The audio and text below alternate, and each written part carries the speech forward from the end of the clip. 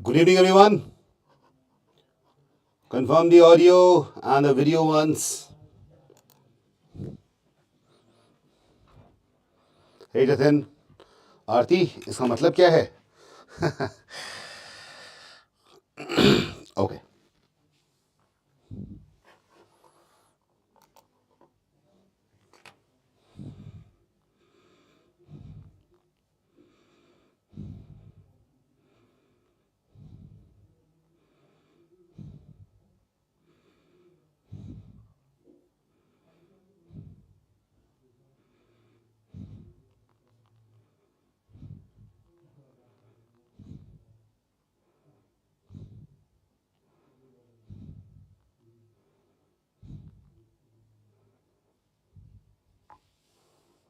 Great. Good afternoon. How do you like the illustration here? So, I think this is the first time that we are going to do specific RC sessions, and that too genre wise. So, I have planned two sessions. One will be today, other will be like 3 days after 3 days. This one is literature-based RCs. So, I've chosen a few passages which are literature-based. So, tell you what, I hope a lot of you know it, those who do not.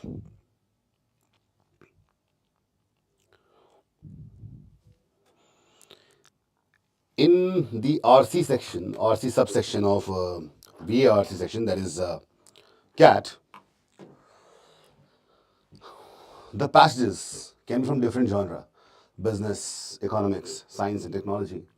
It can be literature, it can be art. Literature is comes between in the art. So art, society and culture. Literature can be there. History-based passages can be there.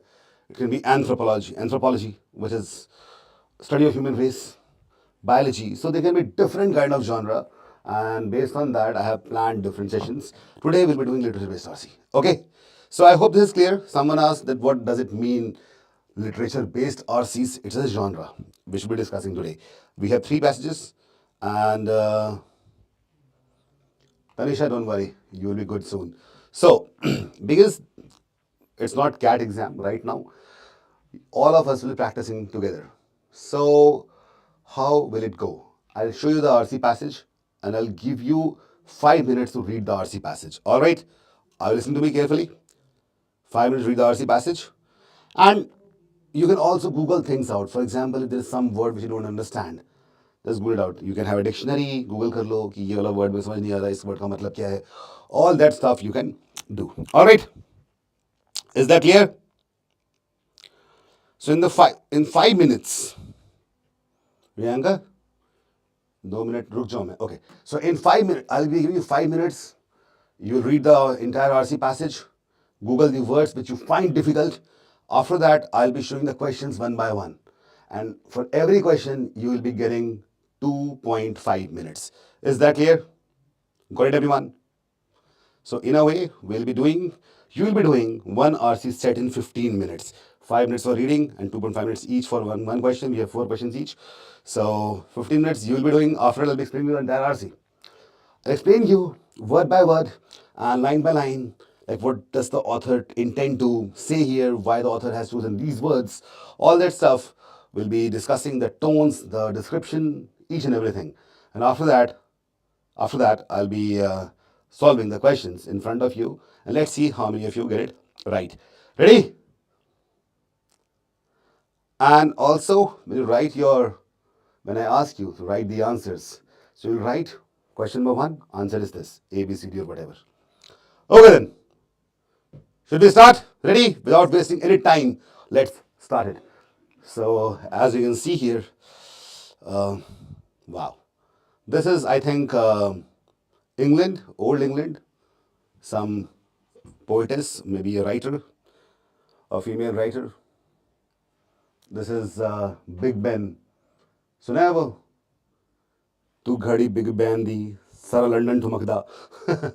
Big Ben, the watch, the clock. Okay then. So here we go. Your time starts now.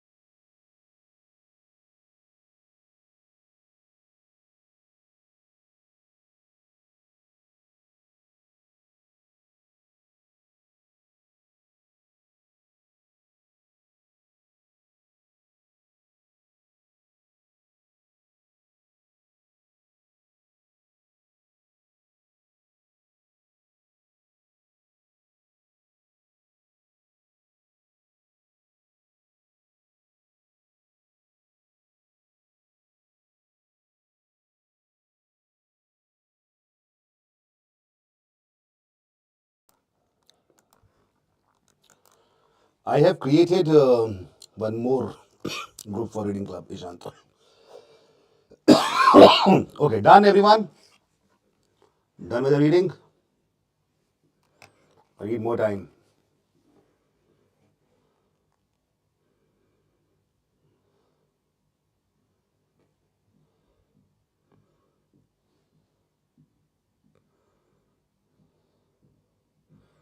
Good evening, Samarth.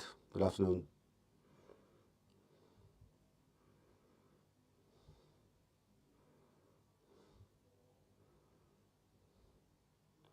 Done? That's great.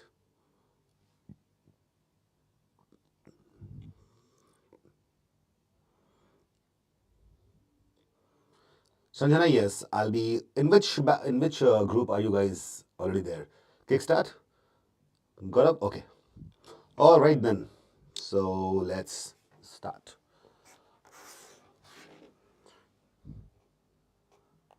Here we have the first question.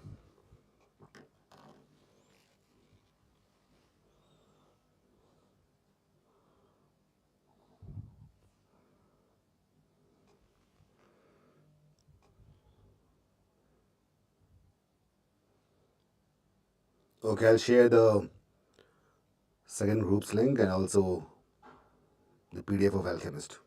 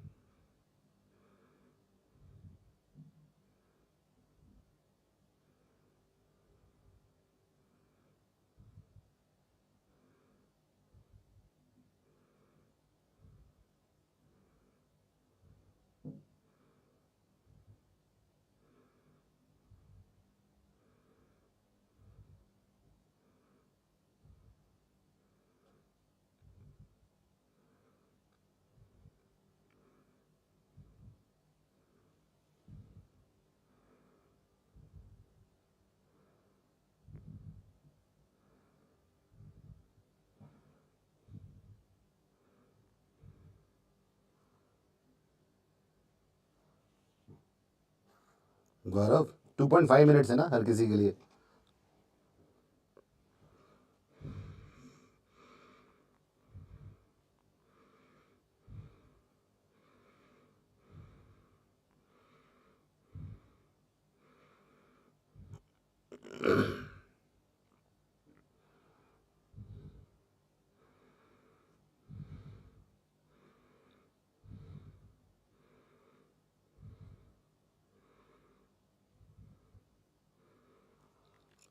Let's go to question number 2.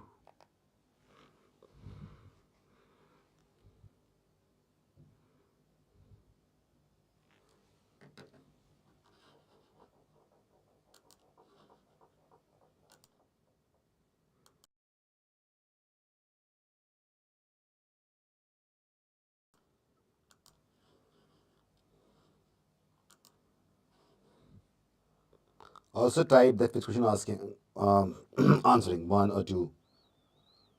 Spread love. I'll be sharing it in the Kickstart batch.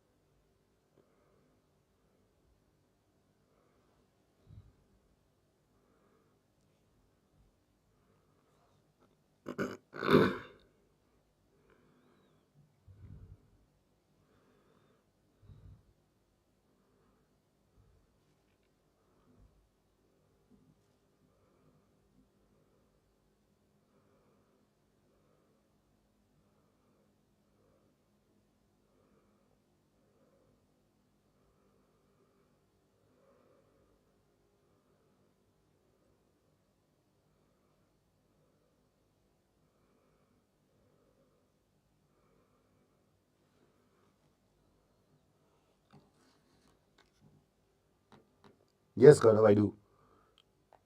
Question number three.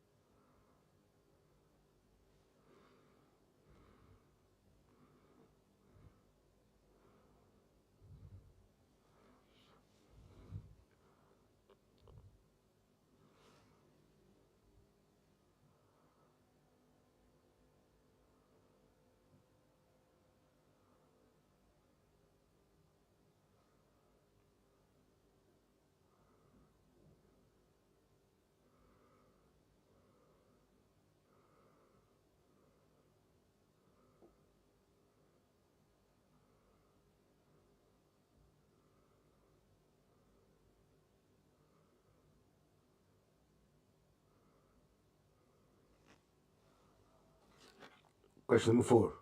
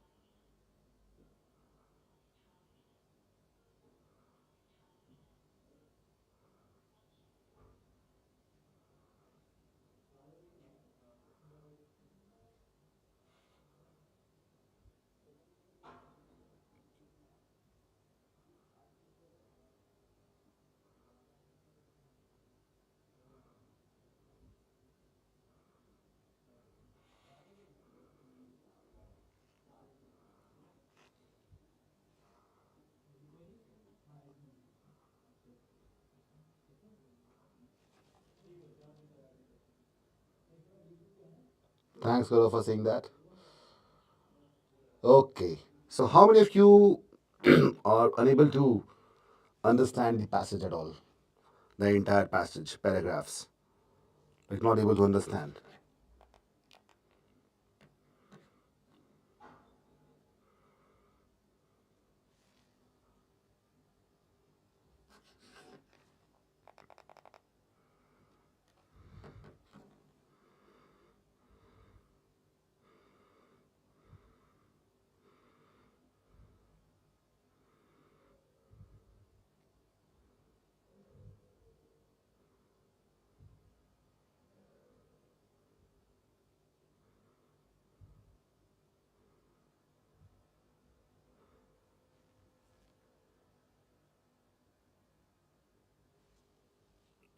Okay. And were there difficult words in the passage or in the questions? So, I'm assuming that when you were reading this, probably you also looked at the Google for some words, isn't it? And at the very same time, the words that you Googled, you are making a note of it also. So every time when you read an RC passage, you'll be getting to know at least 5 to 6 new words. Smriti, not doing it? Do it. That is when it's required. Okay? So every time we read something, we'll get 5 to 6 new words. That's a great thing. In some cases, even 20 new words.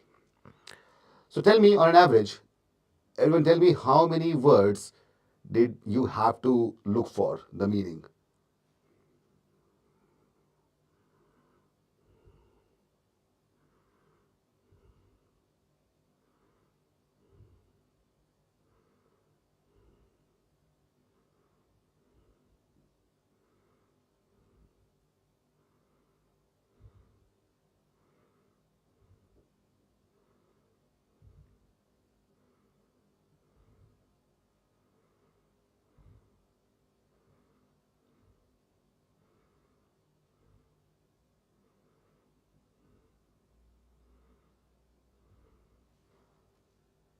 Yeah, tell me, everyone. Very good afternoon.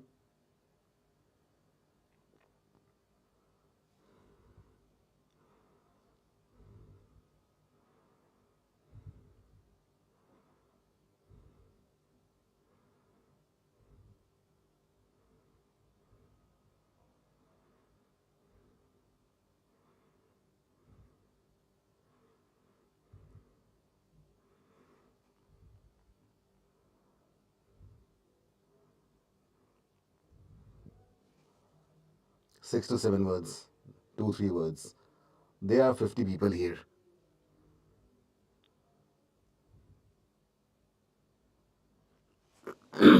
Okay, 6 to 7 words is okay. Nail card, 0 words. Wow, that means you have great vocabulary. Okay, let's try to understand this. So, there is a question which everybody asks. The question is, should we read the passage first or the questions first? Isn't it? That is something a very valid question and important question. Everybody wants to know that. So the people who are repeaters, cat repeaters, maybe who have previously, seen the questions of cat, how many of you have made a mind on that? Or maybe you have made the kind of you ask yourself, what should we read first? The passage or the questions? So you know what? What happens? Both the approaches have their own pros and cons. But I prefer reading the passage first than the questions. I'll tell you why. The thing is, if you read the questions first, listen very carefully. If you read the questions first, there are very few questions which you'll be able to answer, right? The direct data questions in which directly things are directly asked: when, how, where, what happened. So that is how you can just look at the answers and get it correct. But the very same time, if you read the questions, you will be primarily focused on answering those questions, and while doing so, you won't be able to understand the passage as whole. You get it? You'll get biased. You will say, okay, ये 4 सवाल हैं, मुझे यही 4 सवाल के answer ढूंढने हैं इन सारे लिखे हुए शब्दों में. And you will, because you are biased, your mind is biased, automatically you will choose the wrong answer. That happens. So what I would suggest is read the passage first. Reading questions first should be done when you become experts, probably in the month of September. But right now, read the passage first. Is that clear, everyone? Okay? Once you get detached from, when you know a lot of things and you get detached from the feeling of answering things correctly, at that time, which might happen in the month of September after practicing 500 to 1000 RCs, after that you might read questions first. That depends. But we'll talk about that in the month of September. Okay? Right now, we should go for the passage. Okay, so here it goes. The failure of conservatism in modern British poetry. So, before reading the next word, what comes to my mind? Let's discuss that. So, I hope all of you want to discuss things which are hidden, the hidden meanings, why the author is using such terms. The moment I read this much, the failure of conservatism in modern British poetry, it starts making sense. Yes or no? The sense is, okay, failure. Something failed. What failed? Conservatism. Where? In modern British poetry. Okay. So, failure, you understand. Something has failed. Conservatism. So, you must have heard about the word that my family is very conservative. Isn't it? My family is very conservative. कि मेरी family में tradition देखा जाता है, कपड़े कैसे पहनने देखा जाता है, बाल लंबे नहीं करो लड़कों के लिए खास करके. So all those simple things are, that is conservative society. But we talk about conservatism as a whole socio-cultural ideological perspective. In that case, conservatism is clinging or sticking to the rules defined by society and culture at large. Is that clear? For example, a society which believes that premarital sex should not happen. Okay? That is a conservatism. Is that clear? A society which feels that people um, should, should not leave their homes before they're 18 years of age.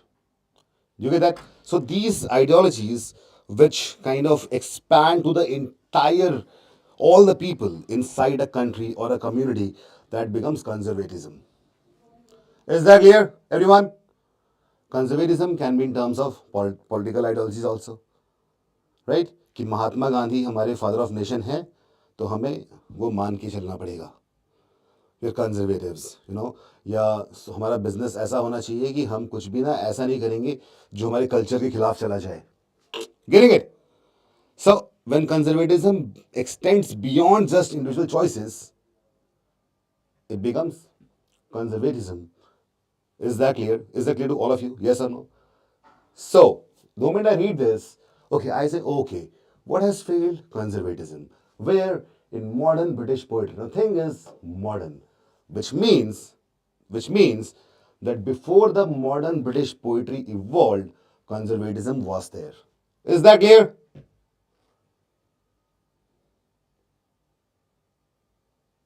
They are keywords. Just by 8 words, I get to know that I can I can infer this. That is inference. Can I infer that before the modern British poetry evolved, conservatism was there? This is what inference essentially means. So I took 3 classes of question types in which some people understood, some were confused, but now all the confusion will be over because now we have practice sets in front of us. Is that cool? Clear? Okay. Well, let's go ahead. So this failure appears. What appears? The failure appears, not the conservatism, not the modern British poetry. The failure, subject and verb agreement. The failure, understood? And you also told me that I should take a grammar class. I'll be planning that soon. So, failure, subject and verb agreement. Failure appears to be organized chronologically. Organized chronologically. What is chronology? Something that is time based. Time based. Occurring in stages of time. For example, past comes first, then comes present, then comes future. भूतकाल, वर्तमान काल, भविष्य काल. अगर कोई कहानी ऐसे सुनाई जाएगी तो वो क्रोनोलॉजिकल है. ओके गौरव, मैं हिंदी भी यूज कर रहा हूँ. And it can be reverse chronology also. पहले फ्यूचर, फिर प्रेजेंट, फिर past. And there is a thing called non-linear storytelling, in which people do not present things chronologically, they present things whenever they want to, when it is required. It is non-linear. कि present से शुरू होगा, past में जाएगा, फिर जाएगा distant future में, फिर नियर फ्यूचर में, फिर प्रेजेंट में चला जाएगा, फिर एकदम पास्ट चला जाएगा. That is non-linear, which normally happens with the filmmakers like Christopher Nolan and Quentin Tarantino. Is that clear? So, the author of this entire passage, this person must have read a lot of poetry, okay? He must have analyzed the poetry and he comes to a conclusion that it appears. इसका मतलब ये नहीं कि ये होगा ही होगा. वो बोल रहे हैं कि ये लगता है कि ऐसा होना चाहिए. क्या होना चाहिए? कि इन चीज़ों को, इस फेलियर को क्रोनोलॉजिकल तरीके से ऑर्गेनाइज किया गया था. Okay. For example, now we use example. For example, chapter 4 is called Blowing Your Mind Immediacy in the 60s. Now, the thing is, all of you should understand this part. Can I say this is the key idea? Blowing your mind immediacy in 60s? This is not the key idea. Key idea was पहले बोला मैंने. Not key idea. Why? Because it is just an example. Do you understand? It's just an example. Probably, if the author talks more about this, it becomes a key idea. Right now, it's just a supporting example. ठीक है? Any passage, any write-up consists of main ideas or key ideas or central ideas. By the way, the key or main ideas can be there in each paragraph. And if we summarize it all, it becomes the central idea of the entire passage. ठीक है, final with CSE, that is something you don't know. किस chapter की बात हो रही है हमें पता नहीं अभी तक, क्या पता आगे मालूम पड़ जाए, अभी नहीं पता। ऑलराइट, ठीक है। Chapter 4, now what is not important to us, the name of chapter is not important to us, blowing your mind, important क्या है 60s, why 60s is important, because we're going to talk about time based. So author has made a claim that this failure was organized chronologically. Now he will give examples to support his claim. Is that clear? So this 60s is important. Cool. Now, and chapter 8 is called An Era of Rising Property Values, Conservatism in 1979 to 97. These two dates are important because author is now trying to prove, validate his claim that it is chronological. Is that clear? So do you understand now what has to be kept in mind while reading a passage? If I keep on doing it for, let's say, next 100 sessions or 100 different RC sets, you'll get to know what has to be looked upon, what is important, what is not. Clear or not? Tell me in the comments. Make it, interactive. Well, however, throughout Duncan's book, now, fall in love with CAC, I don't know what your name is. Now we know that chapter 4, chapter 8 जिसकी बात हो रही थी, वो किसकी बात हो रही थी? कोई राइटर थे डंकन, उनकी किताब की बात हो रही थी. Chapter 4, chapter 8 was from a book written by some writer called Duncan. Okay. Duncan's book, something curious is happening. Something curious is happening. Now, when authors use these kind of terms, curious. What is curious? When you want to, know something intensely. So now author wants you to dive into something. He wants to attract you towards something. Something curious happening. Oh, what is it? This is happening with dates in the discussion. The first 2 chapters of the book sketch a post-war background. When they say post-war, it essentially means World War. Is that clear? So anywhere, like in 99% of cases, if it talks about, if the war is not mentioned, सब लोग note कर लो इस बात को, if the war is not mentioned anywhere, if you read post-war or pre-war, it talks about the World War II. Is that clear, everyone? तो war mention होगी, battle of हेडास्पिस के बाद क्या हुआ, but when they do not mention, it means by default world war 2.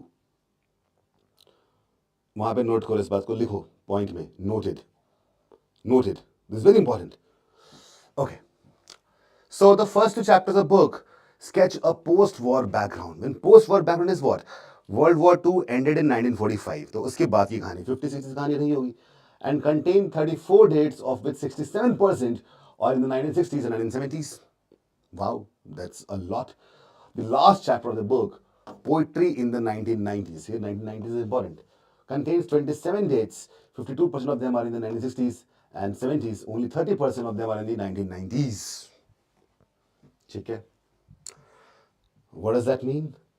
The chapter which talks about poetry in 1990s, it is mentioning dates from 60s and 70s. What does that mean? That in that chapter, obviously, a comparison was drawn between what was happening in 60s, 70s and now in 90s. हाँ गौरव, बिल्कुल clear हो गया बात ये. इतनी सारी dates क्यों है 90s के चैप्टर के बारे में इतनी डेट्स क्यों है? It is simple. This Duncan writer, he must be trying to draw a parallel or maybe trying to compare what is happening with the poetry. तो अगर हमें कंपेयर करना है किसी चीज से, नई चीज को, पुरानी चीजों के बारे में ज्यादा बात करनी पड़ेगी. That is the only way we can compare. Yes or no? You get that? So this entire thing makes proper sense. Now, once you've done that, let's try to analyze the paragraph, the first paragraph. The first paragraph introduces an idea that modern British poetry में conservatism fail हो गया था, और उसके लिए ये prove करने के लिए उन्होंने एक एग्जाम्पल लिया, एक डंकन नाम के राइटर की बुक का, जिसके चैप्टर्स के उन्होंने कुछ डेट्स बताई, चैप्टर के नाम बताए. चैप्टर के नाम इंपॉर्टेंट नहीं है, इंपॉर्टेंट क्या था, चैप्टर के उसमें कौन से डेट्स की बात हो रही है, events, the chronological sequence. Is that clear everyone? And the people who don't understand Hindi, tell me, do you think anything is missing here? I promise you, nothing will be lost in translation. Okay, now, so this is what the first paragraph has offered us. Come to the second paragraph. In some ways, this is perfectly understandable. What is this here? What is this here? This. ये वाली बात कि 1990 जो chapter था उसके अंदर कोई 30% date से 1990s के थे. So this act of Duncan is perfectly understandable because what Eric Mottram, another writer, called the British Poetry Revival 1960 to 75 continues to function as the return of the repressed. ठीक है, return of the repressed. जो लोग शुरुआत में under developed थे या under dogs थे, जिनके ज़्यादा बात नहीं हो रही थी, उनको दबाया जा रहा था, दबे हुए थे, ऐसे लोगों का रिटर्न आया. कब? कैसे आया? कैसे आया? In the British poetry revival 1960 to 1975. What is revival, by the way? Revive something. When you try to make something living again. Is that clear? So, this is what the author says that is perfectly, जो इन्होंने किया है रंगन ने, ये perfectly understandable है. इस paragraph, इस पूरे पैसेज के राइटर ने इस बात को सपोर्ट किया है, बोल रहे हैं it's perfectly understandable, he supported it, right. And support किया है ये बताते हुए कि एक टर्म था जो एरिक मॉट्रैम नाम के राइटर फिलोसोफर किसी ने दिया था, ब्रिटिश पोएट्री रिवाइवल 1975, इस टाइम रिवाइवल हुआ था. ये पोएट्री दबे कुचले हुए वर्गों, समाज के वर्गों को, society, social pockets, it functioned as the return, the revival, right? And not just that, the moment he said that, he again gave an example. Okay? So this author of this passage is someone who claims something, but at the very same time he also gives examples. Yes or no? पहले paragraph में यही किया इन्होंने, एक claim किया, फिर example दिया, फिर क्लेम किया, फिर एग्जाम्पल दिया, right? For example, Neil Corcoran's apparently inclusive survey, apparently something which, something which is evident, something is in front of us, outrightly mentioned. For example, Neil Corcoran's apparently inclusive survey, कि वो inclusive survey था, ऐसा बोला गया था या नहीं, हमें ये नहीं पता.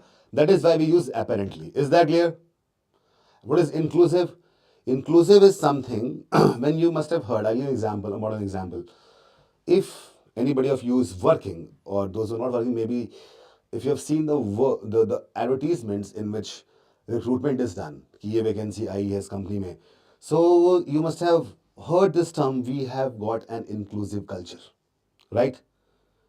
Inclusive culture. That means we don't differentiate between employees on the basis of caste, creed, sex, religion, sexual orientation, LGBTQ friendly.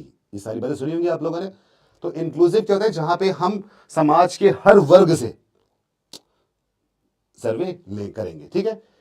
Is that clear? For example, Neil Corcoran's apparently inclusive survey, English poetry since 1940, ये सर्वे का नाम था, devotes only one page to it. It devotes only one page to it. The dominance of books like Corcoran's means that any genuinely alert and representative account of post-war British poetry is obliged to go on rewriting and rewriting literary history. तो क्या मतलब है कि अगर कोई भी ऐसा poet होगा या राइटर होगा जो चाहते हैं, जो जेन्युइनली चाहते हैं कि हम अच्छे से रिप्रेजेंट करें सारे अकाउंट, सारी चीज़ों को जो पोस्ट वॉर हुई थी ब्रिटिश पोएट्री में, उनको ये पूरी लिटरेरी हिस्ट्री को रीराइट करना पड़ेगा, फिर से लिखना पड़ेगा. And rewriting is RIGST. तो जो ये किसके बारे में बात की, rewriting, it's not a word, this word has been made by the author here, it's not a word anywhere. Okay, rewriting, rights, जो राइट्स होते हैं इंसानों के, उन राइट जो कि यहां बात क्या थी, रिटर्न ऑफ द रिप्रेस्ड. तो with this phrase this is connected. Clear? Rewriting literary history. Alright. Critical accounts, the accounts in which there is some kind of criticism done when the things are very sharp, rigidly pointed, of avant-garde poetry. What is avant-garde? Avant-garde is something that is very experimental, okay, something new, innovative. Like right now, I'm developing an avant-garde system of creating certain products for iQUANTA. Avant-garde poetry are therefore condemned. Critical accounts of avant-garde poetry, they were condemned to mirror black, black जो black skin लोग हैं, Negroes, black feminist और गे narratives. Perpetually, what is perpetual? That happens to a large period of time. That happens continuously. Perpetually reinscribing the struggle to overcome being silenced. Okay, so avant-garde poetry के what is condemned, something that is shunned off, उसको रोक दिया. When you say I condemn this idea, that means मैं इस idea का समर्थन नहीं करता, इसको रोको. You understand that? I condemn this idea. That means I'm not supporting this idea. So the avant-garde poetry, critical accounts were condemned, not supported. Not supported. Why not supported? Because because the new poetry, it never wanted to kind of differentiate between the people in terms of, like, see, black, feminist, gay. It's all about different color of the skin, cultural ideology, social ideology, sexual orientation, okay, all those stuff. And so it's reinscribed the struggle to overcome being silenced.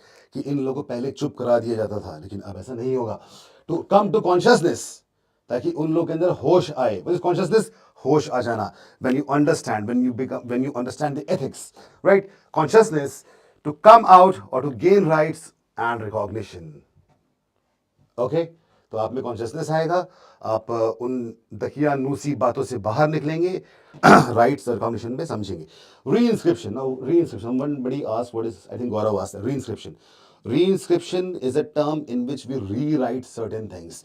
We can rewrite the entire book or entire ideologies. That is reinscription. That happens majorly in law.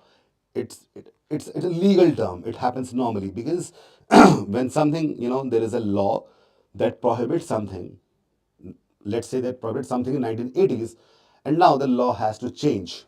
Okay, so it'll be reinscripted. Is that clear, everyone? It's reinscripted. It's important. आप समझो, कोई आपने जैसे अकबर के समय में, time of Akbar, there was jizya tax on Hindu pilgrimage.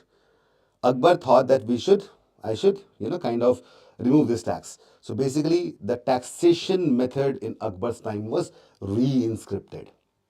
Cool? That's the example. समझ में आ गया है सबको? Tell me in the comments, yes or no? So reinscription remains the paradigm in what might be termed identity narratives. Paradigm. It's the thought process, the line of thought.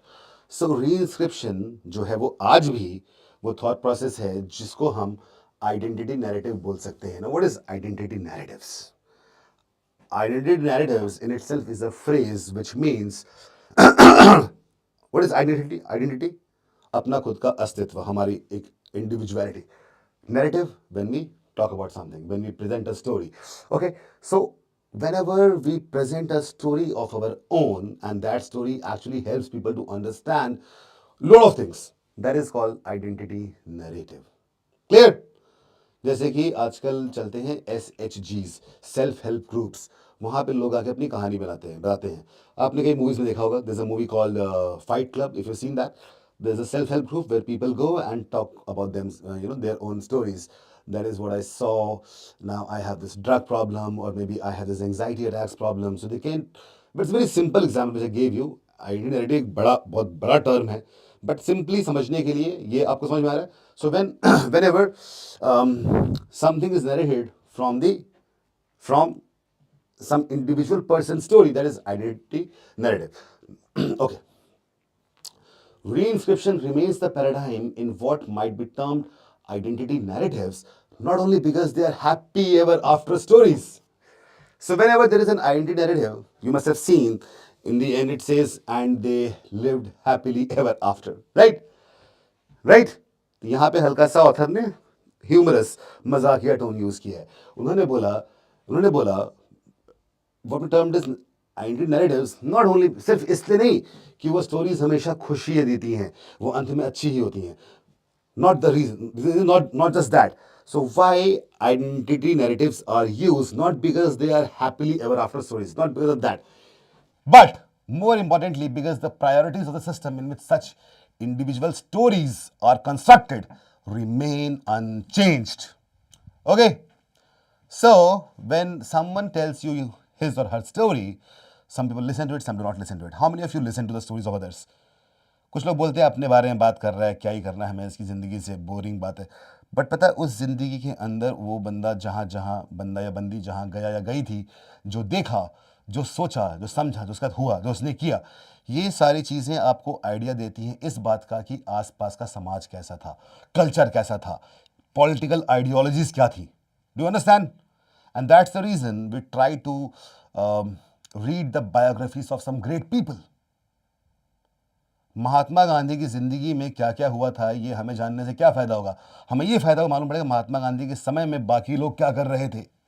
Is that clear?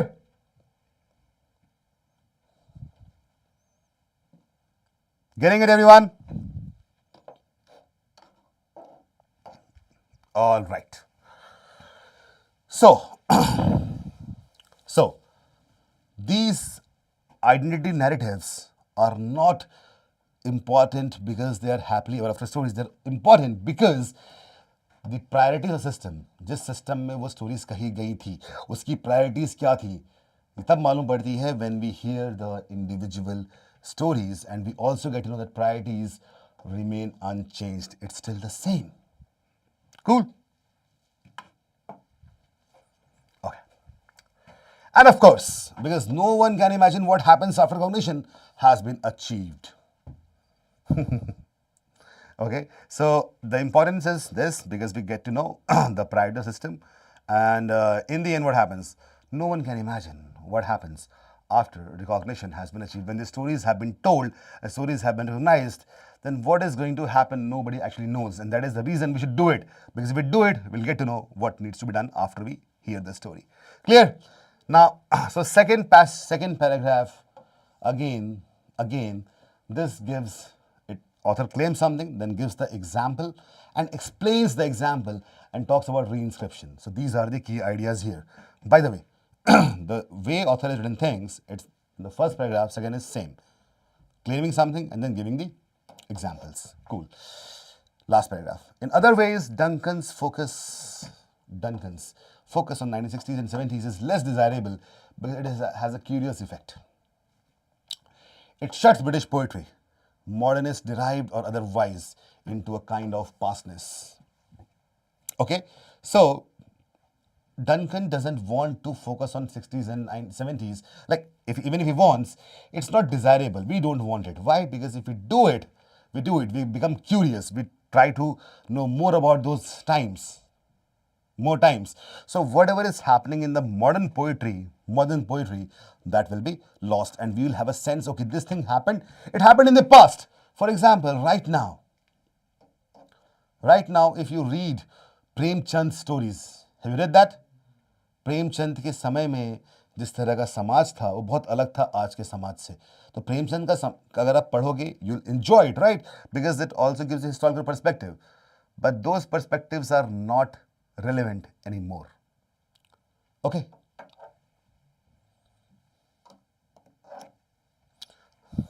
All right. No, it's not incorrect, Ria. Okay. So into kind of pastness, that if we do that, we'll feel like it's into the past. Consequence, मतलब अब आगे क्या होगा? It risks imprisoning latter day practitioners in an aftermath where, okay, और क्या होगा? It risks, there's a risk of what? Latter is second, जो बाद में आया.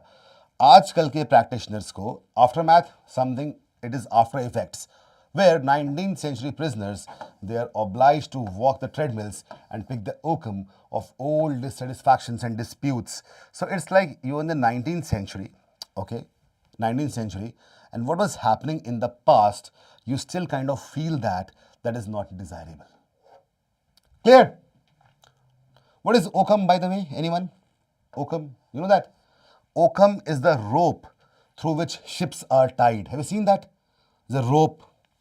आजकल भी कभी जाओ ऋषिकेश में कहीं भी गंगा घाट पे, there's a rope through which you pull the boat, isn't it? That is the modern day example of it. So oakums were used to tie the boats together or pull the boats. Occam of old dissatisfied. By the way, Occam here is used as a metaphor, not the literal meaning. Pick the Occam. Basically, आप पुराने dissatisfactions और disputes को वापस अपनी तरफ खींच रहे हैं अगर आपने modern poetry को support नहीं किया तो. Is that clear? Occam is a metaphor. What is metaphor? What is metaphor? Something which gives you a word which doesn't mean what it means actually. It means something else. It just gives you significance, something that signifies something else. So Occam is a kind of rope. You're pulling in the old dissatisfaction because you are reading the old poetry or the old literature. Is that clear, everyone? Understood? Revisiting the past also risks allowing the priorities of the system in which those dissatisfaction and disputes occurred to continue to dominate. Obviously. So it happens also in the real, in our life. People who, like I have seen something, I will give a very important example which happens with Indians. Do you guys know about Manusmriti? There's a book called Manusmriti. Manusmriti. Manusmriti is a book which talks about differences of castes clearly, explicitly. Okay. So what happens if you keep on reading Manusmriti, if you still start reading Manusmriti, there will be a problem with the modern society because that book is not relevant anymore. उतना difference अब नहीं बचा है society में. लोग मनुस्मृति पढ़ के रोने लगता है कि अच्छा पहले तो छोटी जातों को बड़ा दिक्कत होती थी, कुएं पानी नहीं पीने देते थे, तो हम आज भी ऐसा ही करेंगे. So you know what? That is very important. This is the best example which you can understand right now being Indians. Manusmriti, if you read Manusmriti, you will feel like, okay, a lot of bad things have happened in the past. Right? People still read it. And they make a political hilabaloo out of it. They are like, they burn a copy of Manusmriti at every one particular date. Every year. Right? So, that's an example. That is what the author, this author is saying. Revisiting the past also risks allowing the priorities system in which those dissatisfactions and disputes occurred to continue to dominate. इसी कारण से आज भी जातिवाद के ऊपर भारत देश में वोट मांगा जाता है पुरानी किताबों को एग्जाम्पल दे दे के. Do you get it? Is that clear? Understood? The differences of religion and caste that we have right now, you must have not felt it in your life ever. Your friends from different religions, different castes, different nationalities, different regions. You all are friends, but somehow you get to know, read some article that this happened, honor killing happened, all those things happened because of religion and caste, but you never see it in your own life. Okay, so that is very important. Well, Duncan raises the issue in his introduction. If poetry is sold and publicized on the basis of what was happening 30 years ago, what is there for new poets? Right? 30 साल पहले चीजें पढ़ोगे तो नए poet की जरूरत ही क्या है? What do they plug into? But he seems to think that only what he terms the pop conservative mainstream is guilty of it. Pop is popular. Mainstream is something which is common and more general to people. So pop, conservative, mainstream is guilty of what? Of referring to things which happened 30 years ago. Clear, everyone? Now tell me, how many of you actually understood the passage the way I interpreted it? First question. Second question, how many of you felt that the way I presented it to you is the best possible way so that you understand each and everything? Because the examples that the author gave, I also gave examples from my own side to make it understandable to Indian audiences. This passage is all about, it's not Indian. But now, you might be deriving an analogy. So tell me in the comments.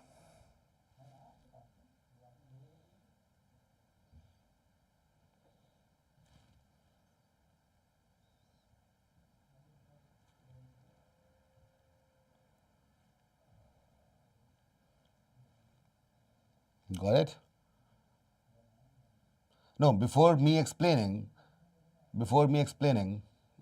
is it like you understood each and everything? Yeah, okay, cool. 1 no, 2 yes. Okay, great. So now let's go to the questions and let's see if you change your answers. And also you'll tell me your scores, okay? Everyone.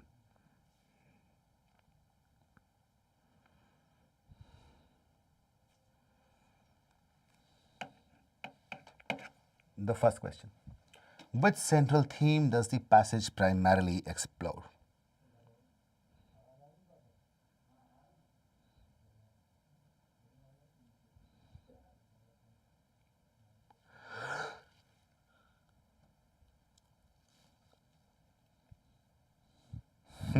Okay. First one says elucidating the chronological arrangement of Duncan's work. Is that the central theme which passage is exploring? Central theme that passage was exploring, the author was exploring. Was the author exploring about the chronological arrangement? No, it's just that he has made a claim and proved it by giving different examples. That too in the first paragraph only. So obviously this cannot be the central theme the author is trying to explore, the entire passage. No, this is the first paragraph, not the entire passage. Is that clear? It's the only the first paragraph. We'll eliminate that. Is that clear? Why? Because this is only for the first paragraph, not the entire passage. All of you got it? Coming to second one. Analyzing the progression and influence of conservatism over different time periods. This is totally wrong. Influence of conservatism has not been, its progression has not been talked about. Progression or the influence conservatism. No. The author is majorly talking about the failure of the conservatism in British poetry. It's not about what conservatism itself did, so it's wrong. See, examining the socio-political landscape of post-war era, it was never done, never done. The author says, if you read those things, probably you'll be able to get the idea of the socio-political landscape of post-war era, but nowhere in the passage this thing has been examined because we can eliminate 3 totally. We'll go with D, investigating the persistent preoccupation with the 1960s and 70s in British poetry discourse. Obviously 60s 70s जो हुआ था, Duncan जो लिख रहे थे उसी के बारे में बहुत सारी बात की गई है. Clear? Let's go to the next one.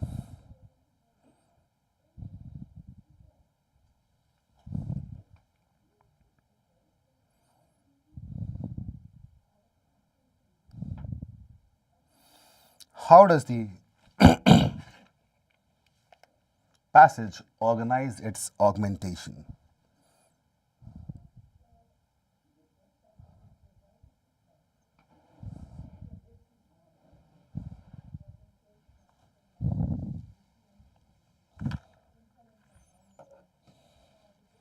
Jatin, koi baat nahi. Let's see. Organize, like how it is written. By presenting contrasting ideologies and advocating for one. ये तो हुआ ही नहीं. The author has never given different ideologies, isn't it? Like ancient, the old poetry, new poetry has been talked about, but contrasting ideologies करने के बाद present कर भी दे तो उसके किसी एक को एडवोकेट तो नहीं किया है. No.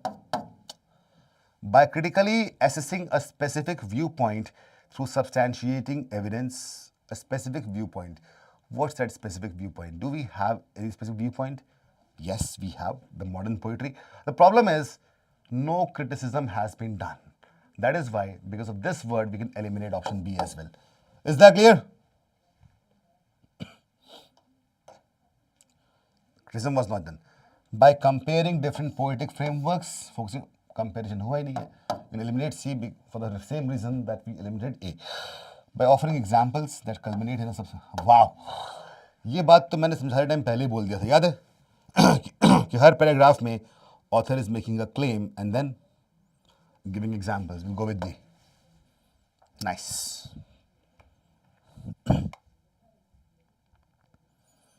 Okay, let's go to the next one. Which assertion could best extend the passage's discussion? Extend, मतलब इसके आगे और क्या हो सकता है? First is necessity of re-evaluating poetry's focal points to stimulate innovation. Okay. Then poetry should be a reflection of ideals rooted in historical context. पढ़ लेते हैं सारे. Need for poetry to progress beyond the constraints of 60s and 70s. D. Modern synthesis that balances historical traditions with contemporary thought. Okay. Re-evaluating poetry's focal points to stimulate innovation. I'll put a question mark.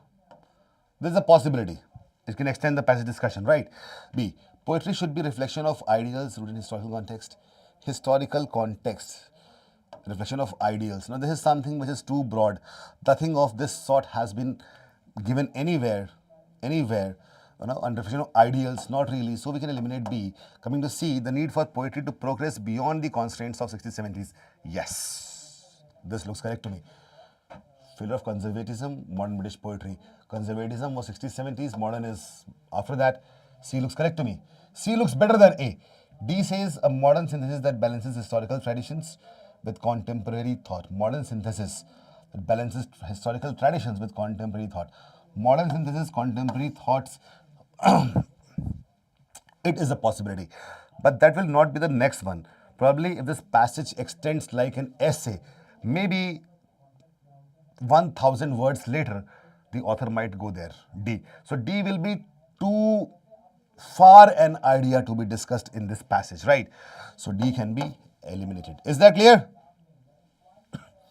जो D पे लिखा हुआ है वो हो सकता है कि और डिस्कस किया जाए, बट कब? जब 5-6 हजार वर्ड्स लिख दिए जाएं इसी के ऊपर, तब. Right?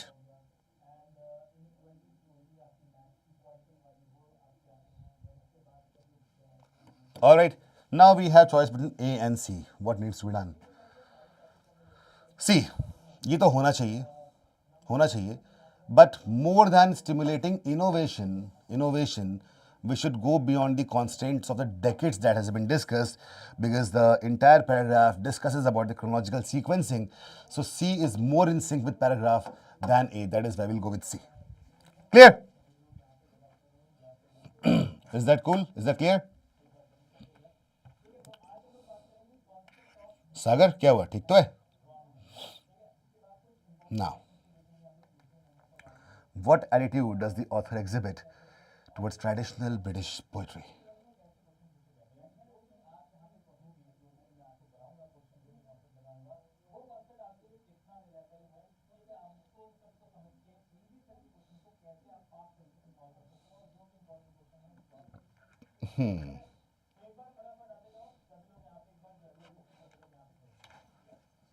Let's see. Optimistic about its potential for transformation.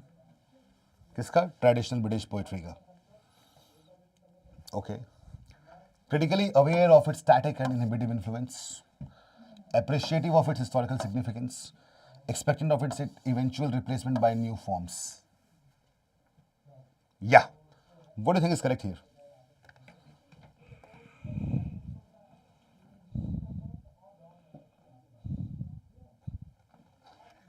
देखो, ये काफी डिफिकल्ट सवाल है.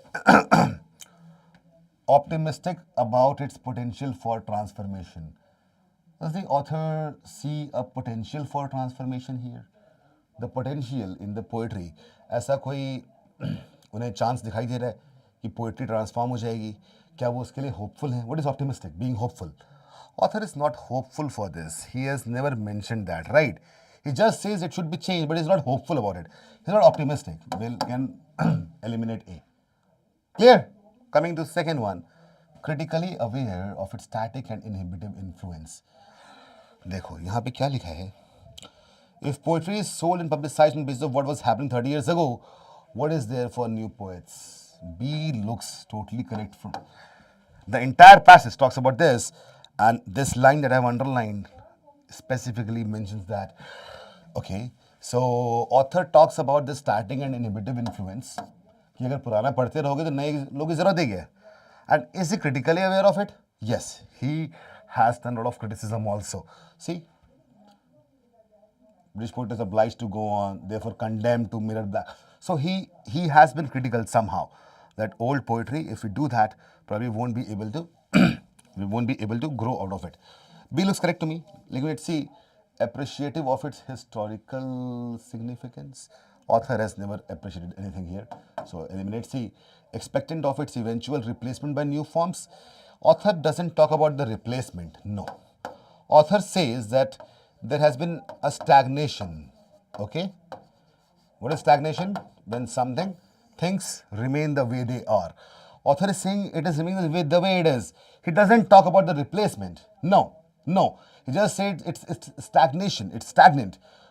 It's stagnant, right? So it has a static. What is static? Something that cannot be changed, right? Static can't be changed. Inhibitive, something that prevents something else to happen. So because if we read the previous things, we won't, our minds will be inhibited to try out new things, try new poetry. We'll go with B, not with D. Clear?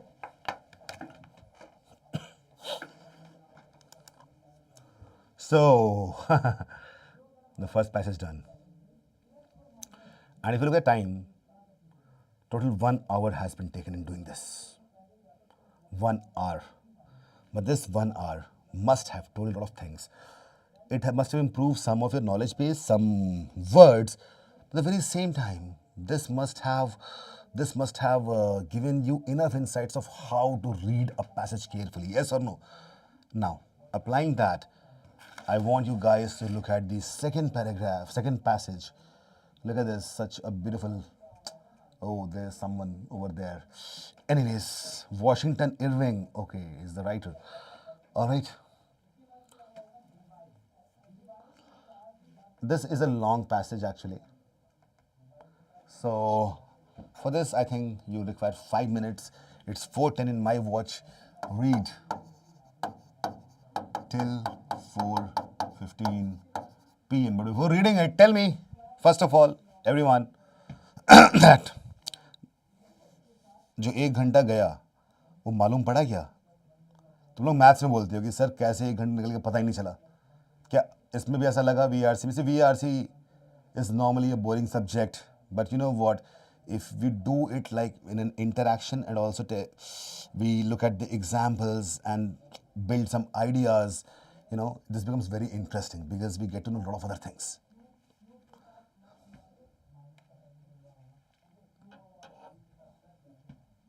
Right?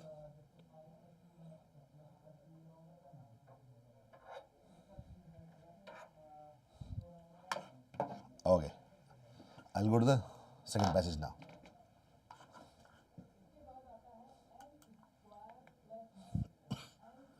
Here we go.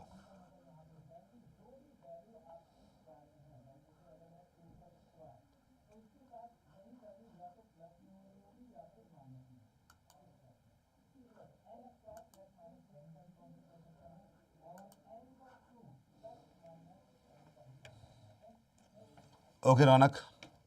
Hope you get out of your low phase soon.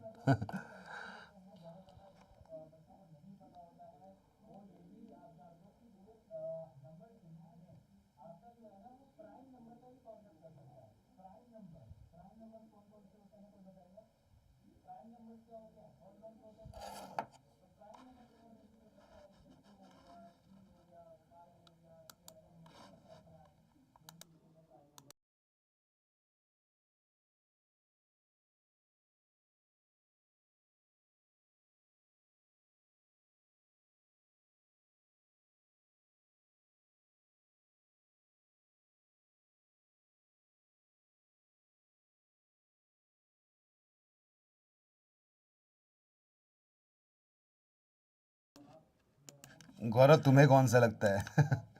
मेरे तो सारे ही best हैं. मेरे तीनों में 99 percentile के ऊपर आते हैं हर बार.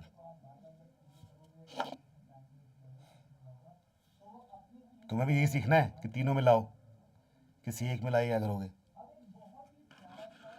चलो, do the reading. I'll extend the time till 4:16, 4:17 actually. Okay.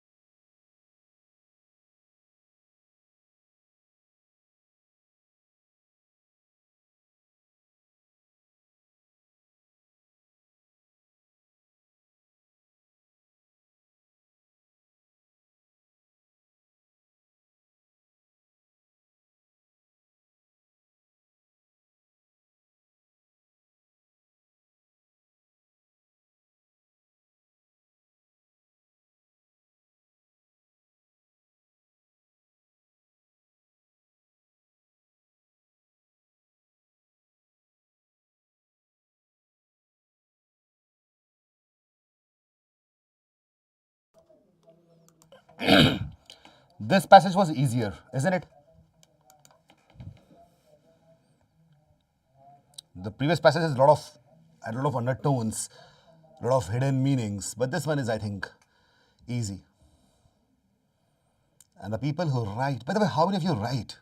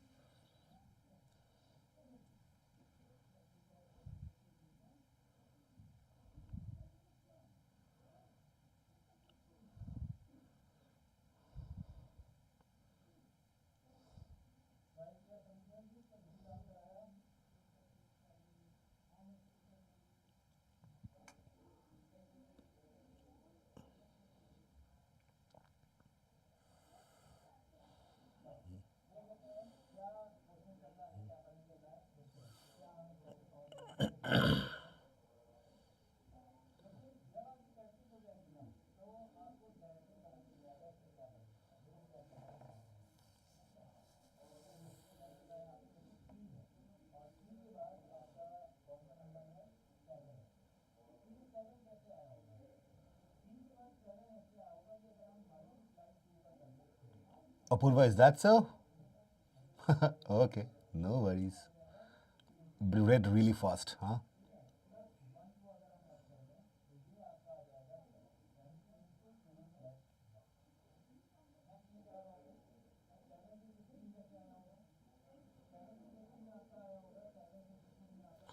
Let's go to question number 2.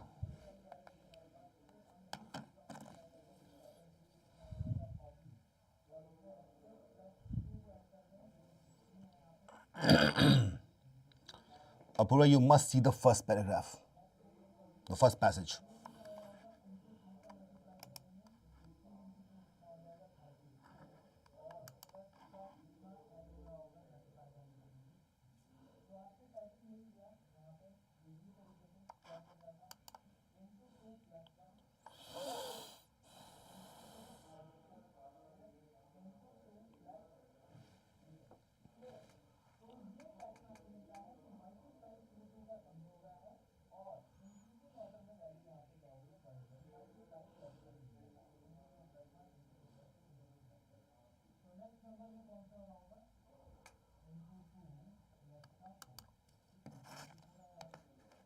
Question number 2, give me the answers. What's the name? Fall in love with CSE. Tell me your name. And try to, come with the real names. It becomes very difficult for me to name people out with this Delicious. I hope it is Dia. Ritz Forso. What do they call you? Ritik? Third question. What is the main purpose of the passage?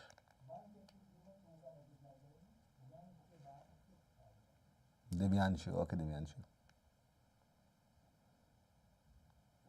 Gaurav? लिख रहा है, मिटा दे रहा है. 40 minutes each होते हैं हर section में. मेरे 30 मिनट्स में सारे क्वेश्चन आते हैं तीनों सेक्शंस के. वो मत सोचो, तो तुम्हें भी यही करना है 30 नवंबर को. Question number 4.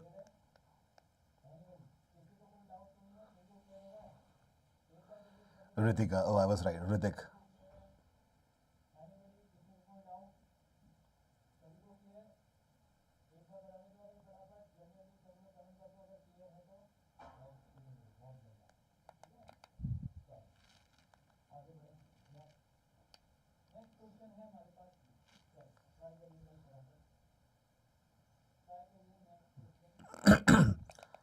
Let me explain the passage now. Okay, this one is an easy one. No need to explain it much. Okay. Though he left us with numerous great works, and to be sure, is widely regarded as America's first internationally renowned author, Washington Irving's sometimes enigmatic tendencies and techniques have left literary critics and academics to ponder his motives more than 140 years after his death. Okay. So there's a writer from America who became internationally renowned the first time, Washington Irving, and enigmatic is something which is very strange. And the way he wrote things were enigmatic. It's enigma, something which cannot be understood, right? So it has left the critics and academics to ponder, like to think again, that even after he's died, he's dead, 140 years after he's dead. One such trait that raises the proverbial eyebrow. When it says raises the proverbial eyebrow, what does that mean? There's a proverb. Proverb is raising eyebrows. Okay, I raise the eyebrow. Okay, so it can be in shock, it can be awe, it can be, a lot of other stuff. So proverbial eyebrow of the community of readers and critics in Irving's repeated and varied use of pseudonyms. Pseudonyms. What is pseudonym? Pseudonym is the false name. False name. Like some writers, they use a different name than what their name, the real name is. That is a pseudonym. For example, Ashwin Sanghi used the name of Sean Higgins.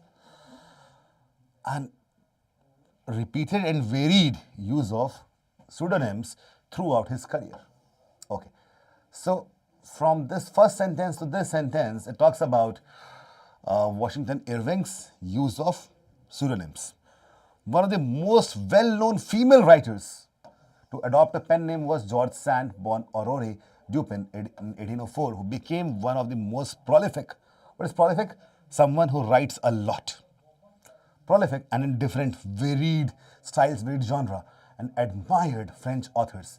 One of the most prolific and admired French authors, female or male, like be it female, be it male, the most admired, most prolific author, one of them was George Sand, who was actually Aurore Dupin, a female but used the name of a male. Right? It's a pseudonym.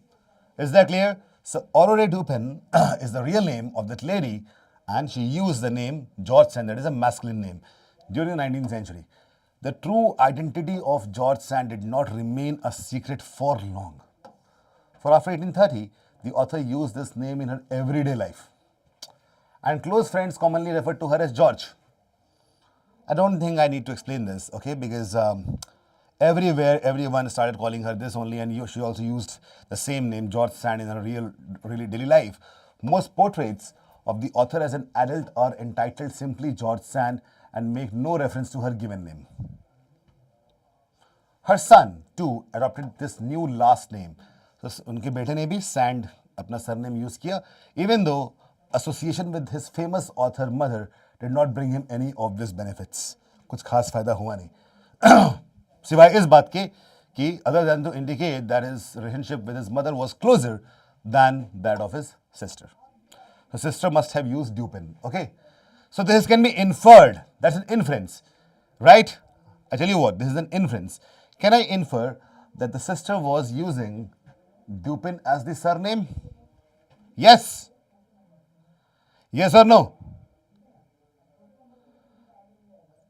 The son was using Sand as the surname, but the daughter was using Dupin only as the surname. Is that clear? Like I use my mother's name in between. My middle name is Leela. That's my mother's name. Given that the name George Sand is radically different from Aurore Dupin's birth name, many readers have wondered how the author formulated her masculine pen name. Now, how the author formulated her masculine pen name, this is the thing. By now, what all key ideas have we discussed?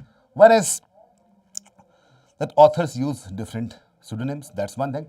And it looked like this passage will talk about Washington Irving, but no.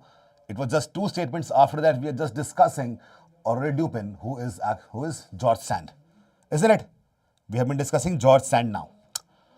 At least two possibilities. Wow. So basically, this is not about Washington Irving. It is more about George Sand, and in a way, because not only George Sand has been used, the name of Washington Irving is also used. That means this passage has somehow something to deal with why writers use pseudonyms. Is that clear? If it was just one author, that means that the passage is concerned primarily about the lifetime of one author. But now two authors have been mentioned, out of which one is mentioned more. That is second author, the female author. Pseudonym is the thing which the passage wants to explore, that why it is happening. Moreover, the first primary idea which looks like a great idea, the great idea is that how the author formulated her masculine pen name. This is the first question which makes us attracted or kind of absorbed towards the passage. Yes or no? So at least two possible answers spring to mind. Two possible answers. Let's see. The first, as indicated in Curtis Cate's biography, George Sand, is that the Curtis Cate must be the biographer who wrote about George Sand. Is that the idea for this pseudonym arose from a collaboration with her first lover, Jules Sandeau. Sandeau से sand बन गया होगा. Jules Sandeau, with whom she co-authored several articles as well as a full-length novel entitled Rose et Blanche. French name. Since her own literary output was a great success in 1830s to 50s, she quickly became known by this name and began to use her pen name on a daily basis. ठीक है, बहुत famous हो गई इस नाम से, ठीक है, यही नाम रख लेते हैं, चेंज करने की जरूरत नहीं है. लवर चला गया पर नाम तो वो हो गया. Okay, that's a possibility. Alright. By continuing to use the name initially assigned to collaborative writings with her lover, perhaps Aurore hoped to maintain her connection to Sandeau. Perhaps she fondly remembered their time together and wished to have a permanent reminder of their relationship. Like some people, some people still have the passwords of their Gmail account, which is same as the names of their exes. How many of you have that? Guys, girlfriend's name as the password, girls, boyfriend's name as the password. That is very common, isn't it? Right. तो उतना प्यार ठीक है, अब lover नहीं रहा पर उनकी याद आती रहे, मे बी. और perhaps she simply realized that it would be much more expedient to continue to write under a name which was already familiar to her audience. तो वो तो इमोशनल डिसीजन था या प्रैक्टिकल डिसीजन हो सकता है कि ऑडियंस को यही नाम याद है, चलो यही इसी से कर लेते हैं.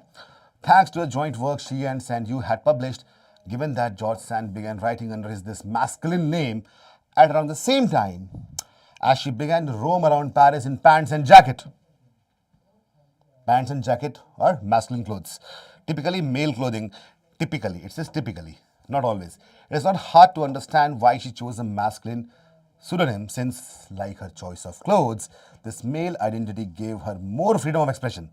This is the second reason. Alright. This male identity gave her more freedom of expression, both literally and figuratively. Literally and figuratively. You understand this? Literally, figuratively? Because, see, the society is patriarchal, it's male dominant across the world. Males have more freedom, and this will literally, it gives more freedom of expression. And figuratively, because a male, normally it is perceived that male would be writing about so many varied things, not just emotions. It can be science, technology, science fiction, horror, etc. So that is what, even figuratively. Okay. Writing under a false name allowed her to distance parts of her character. Distance parts of her character. Exactly. False name. So figuratively it has been explained. Being a woman, her roles as a wife, mother and lover from the creative and literary parts that form the basis for her role as an author. So now, even if she starts writing about a character, she can distance the character from herself, being a mother, a sister, a daughter, a lover, right?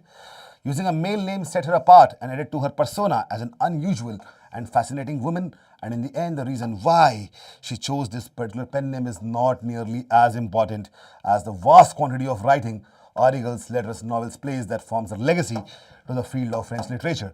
So in the end, the author of this passage says, even if I am, kind of looking at various reasons that why she chose a pseudonym, a male pseudonym, it's not important. What is important is the kind of work that she has done, the kind of prolific writer she is. Is that clear?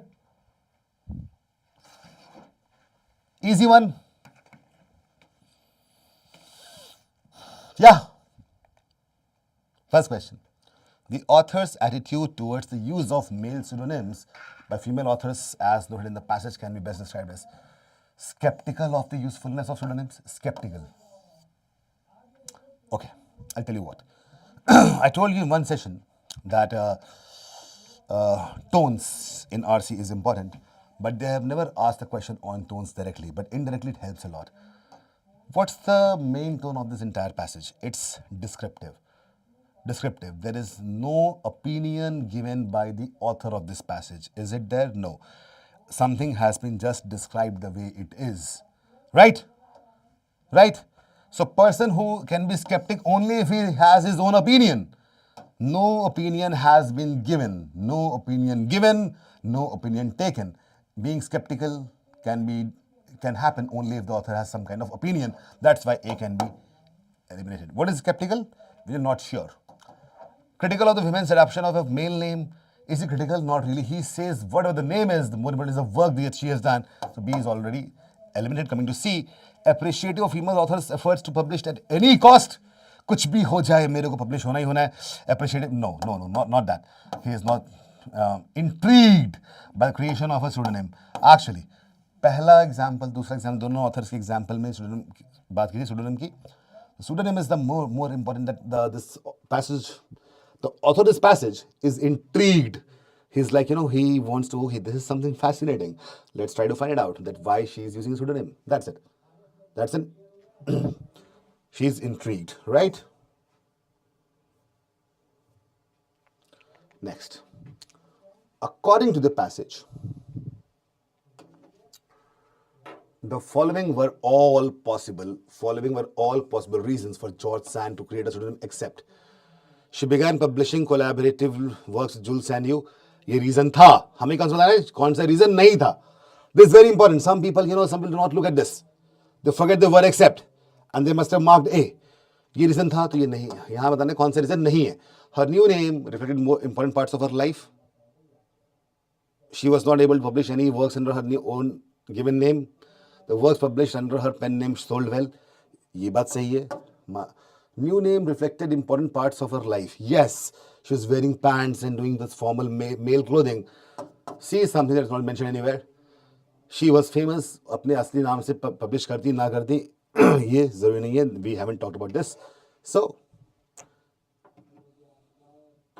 C is the answer. Next. What is the main purpose of the passage? To criticize female writers who use male names. Has criticized? Not really. In fact, he has supported. No. Discuss why some female writers use male names. That looks like the main purpose. Yeah. But a question mark. If I don't get a better option, I'll go with B. To applaud female writers for using male names. क्या उन्होंने बोला कि बहुत अच्छा किया आपने male name लेके. नहीं, ऐसा नहीं बोला है. To encourage female writers. कि हर female writer को ऐसा करना चाहिए. ये भी नहीं बोला है.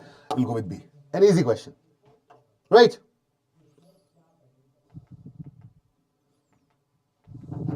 Next. With which of the following statements would the author most likely agree? Okay. Aurora Dupin, she have written works under her own name and once the secret of her pseudonym was revealed. क्या author इससे agree कर रहे थे कि pseudonym उनका अगर reveal हो गया तो उनको असली नाम लेना चाहिए था? उन्होंने बोला ऐसा कुछ नहीं है. कोई भी नाम लेती, उन्होंने काम अच्छा किया, ये important है. So A can be. Author would not agree with this. By writing under pseudonym, George Sand created for herself a new identity which allowed her to transcend the limitations of society. Transcend, yes, it's given here. Allowed her to distance parts of character. Okay, both literally and figuratively, it was given there. Isn't it? See, it's given there. Author will agree with this. I'll put a question mark here because I'll read C and D options as well. C says, George Sand owed her early success to her partner, Jules and you. Owed her early success? Not really, because she was successful herself as well. No. And even if, it was a reason. See, it's not that what Jules Sandeau did later on. See, the thing is, when George Sand and Jules Sandeau, when they were collaborative, works published well. After they were not collaborating, still the works of George Sand published well. But what happened to Jules Sandeau, we don't know. It's not given anywhere in the passage. Do we know about George Sandeau? Jules Sandeau, इन्होंने क्या किया बाद में? हमें नहीं पता. We cannot mark it. The choice of a masculine pseudonym was restrictive for George Sand and forced her to live as a man throughout her life. Not really. Author does not agree with that. Author says that she chose the clothes of a man, but she never felt like a man. Okay? Everybody knew that she's a mother, lover, and all that stuff. So we'll go with B. The best possible option. I think this is an easy passage. Even the questions are easy, except the first one.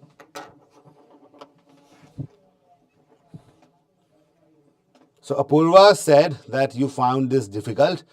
Now tell me, Apurva, how many questions have you marked correctly? And everybody, tell me.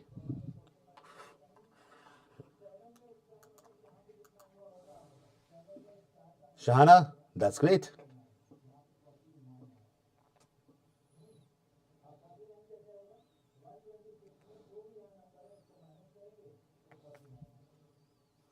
Easier the passage, less time taken. And I did not have to explain a lot in there.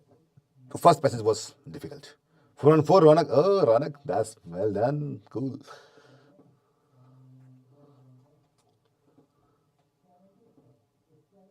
Enjoying this? That's great.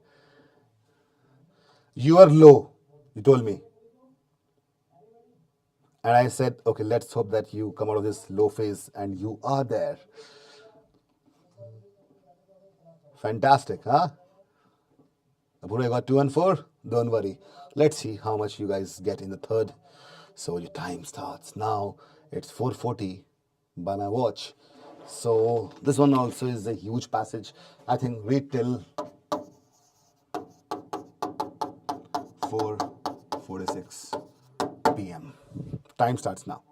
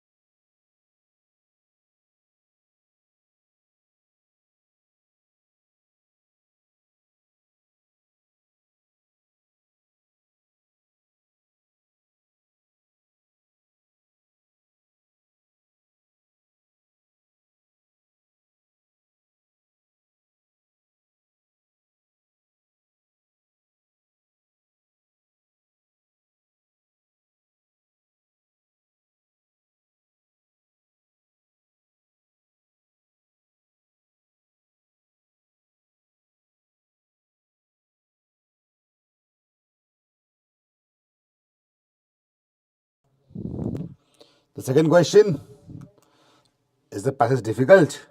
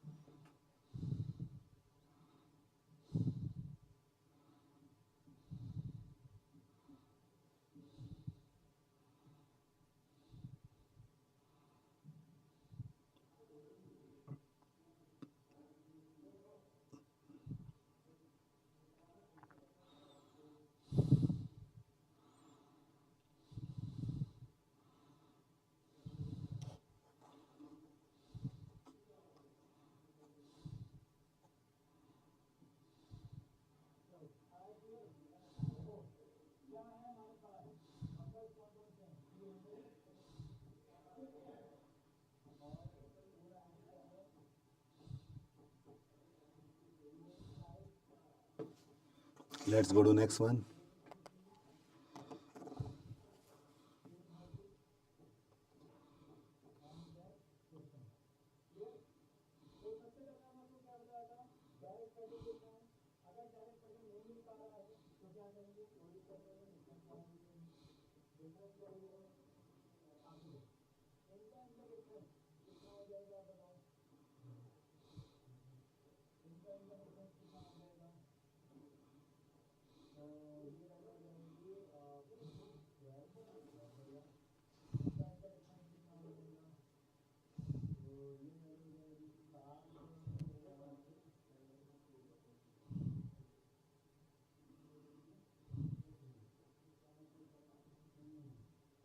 Okay, Gaurav.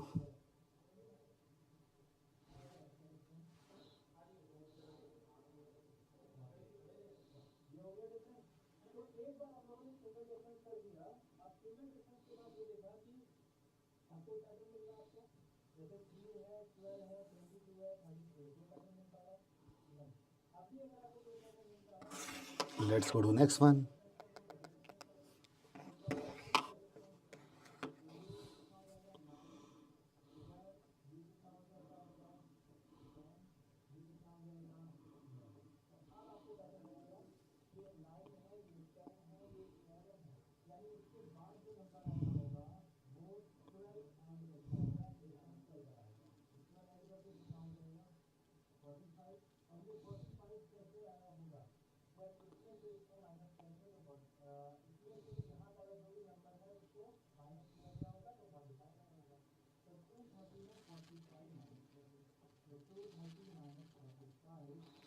Gaurav, reading club में जो मैं बोल रहा हूँ पूरा करने से थोड़ा इम्प्रूव अपने आप हो जाएगा.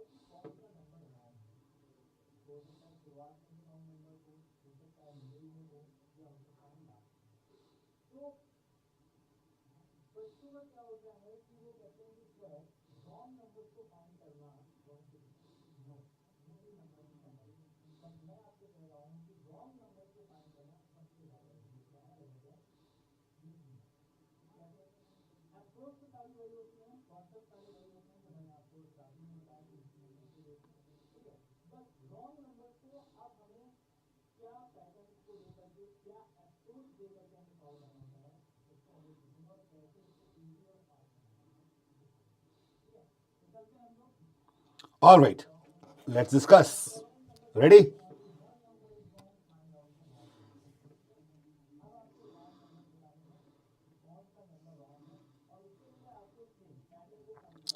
How many of you were not able to understand the passage a bit?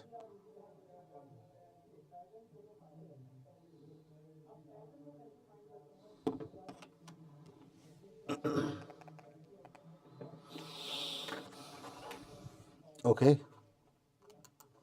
Chalo. As its title implies, Gabriel Garcia Marquez, that's the writer's name, Gabriel Garcia Marquez. Love in the Time of Cholera, that's a book, is a creative amalgam. What is amalgam? Amalgamation, you have heard this term? Amalgam, when two things are joined in such a way that they become one. Okay? Amalgamation of two different ideas, two different metals, two different fluids. That's an amalgamation. Okay? Of two starkly contrasting, starkly, very clearly contrasting elements. Two different elements, clearly different elements. What are two different elements? The sacredness of love and love's embodiment in everyday experience. So, love has got two different worldviews, two different viewpoints. The sacred nature of it, like love is, if you look at the shires, I'll make it very easy for you guys. I'll explain this in Indian context.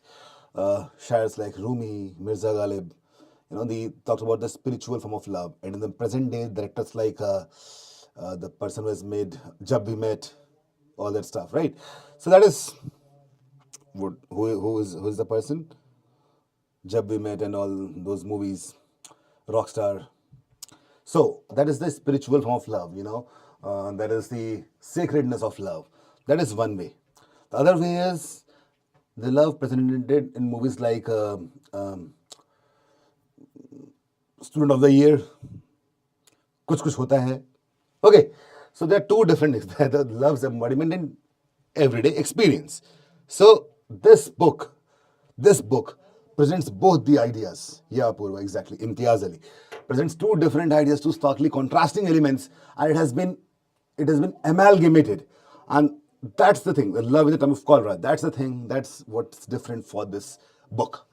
Ultimately, the transcendental power of love emerges the beautifully rendered theme of this evocative and paradoxical masterwork. Transcendental is something which is, when something shifts from one place to another, one idea to another. Trans. You have heard about trans. So transcendental, something which is in between, the middle stages.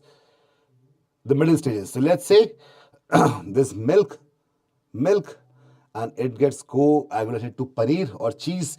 What happens in between the transcendental stage? Okay, transcendental power of love emerges beautifully rendered theme of this evocative something. What evocative? Something which evokes strong images. When you read something, images come in your mind. That is evocative. Is that clear, everyone?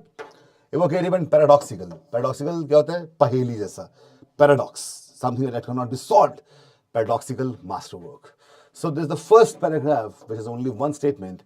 This kind of introduces the book Love in the Time of Cholera by Gabriel Garcia Marquez, who talks about two different themes of love. Okay. Now, after that, probably he will be explaining more about the book. Is that clear, everyone? Throughout his over, it's called over. What is over? Over is the a piece of writing, painting, music. It's an artistic piece. All right? Over. Throughout his over, Marquez has displayed courage in his willingness to explore a variegated stylistic repertoire. ये सारे words मुश्किल लग रहे होंगे सुनने में ना, ठीक है.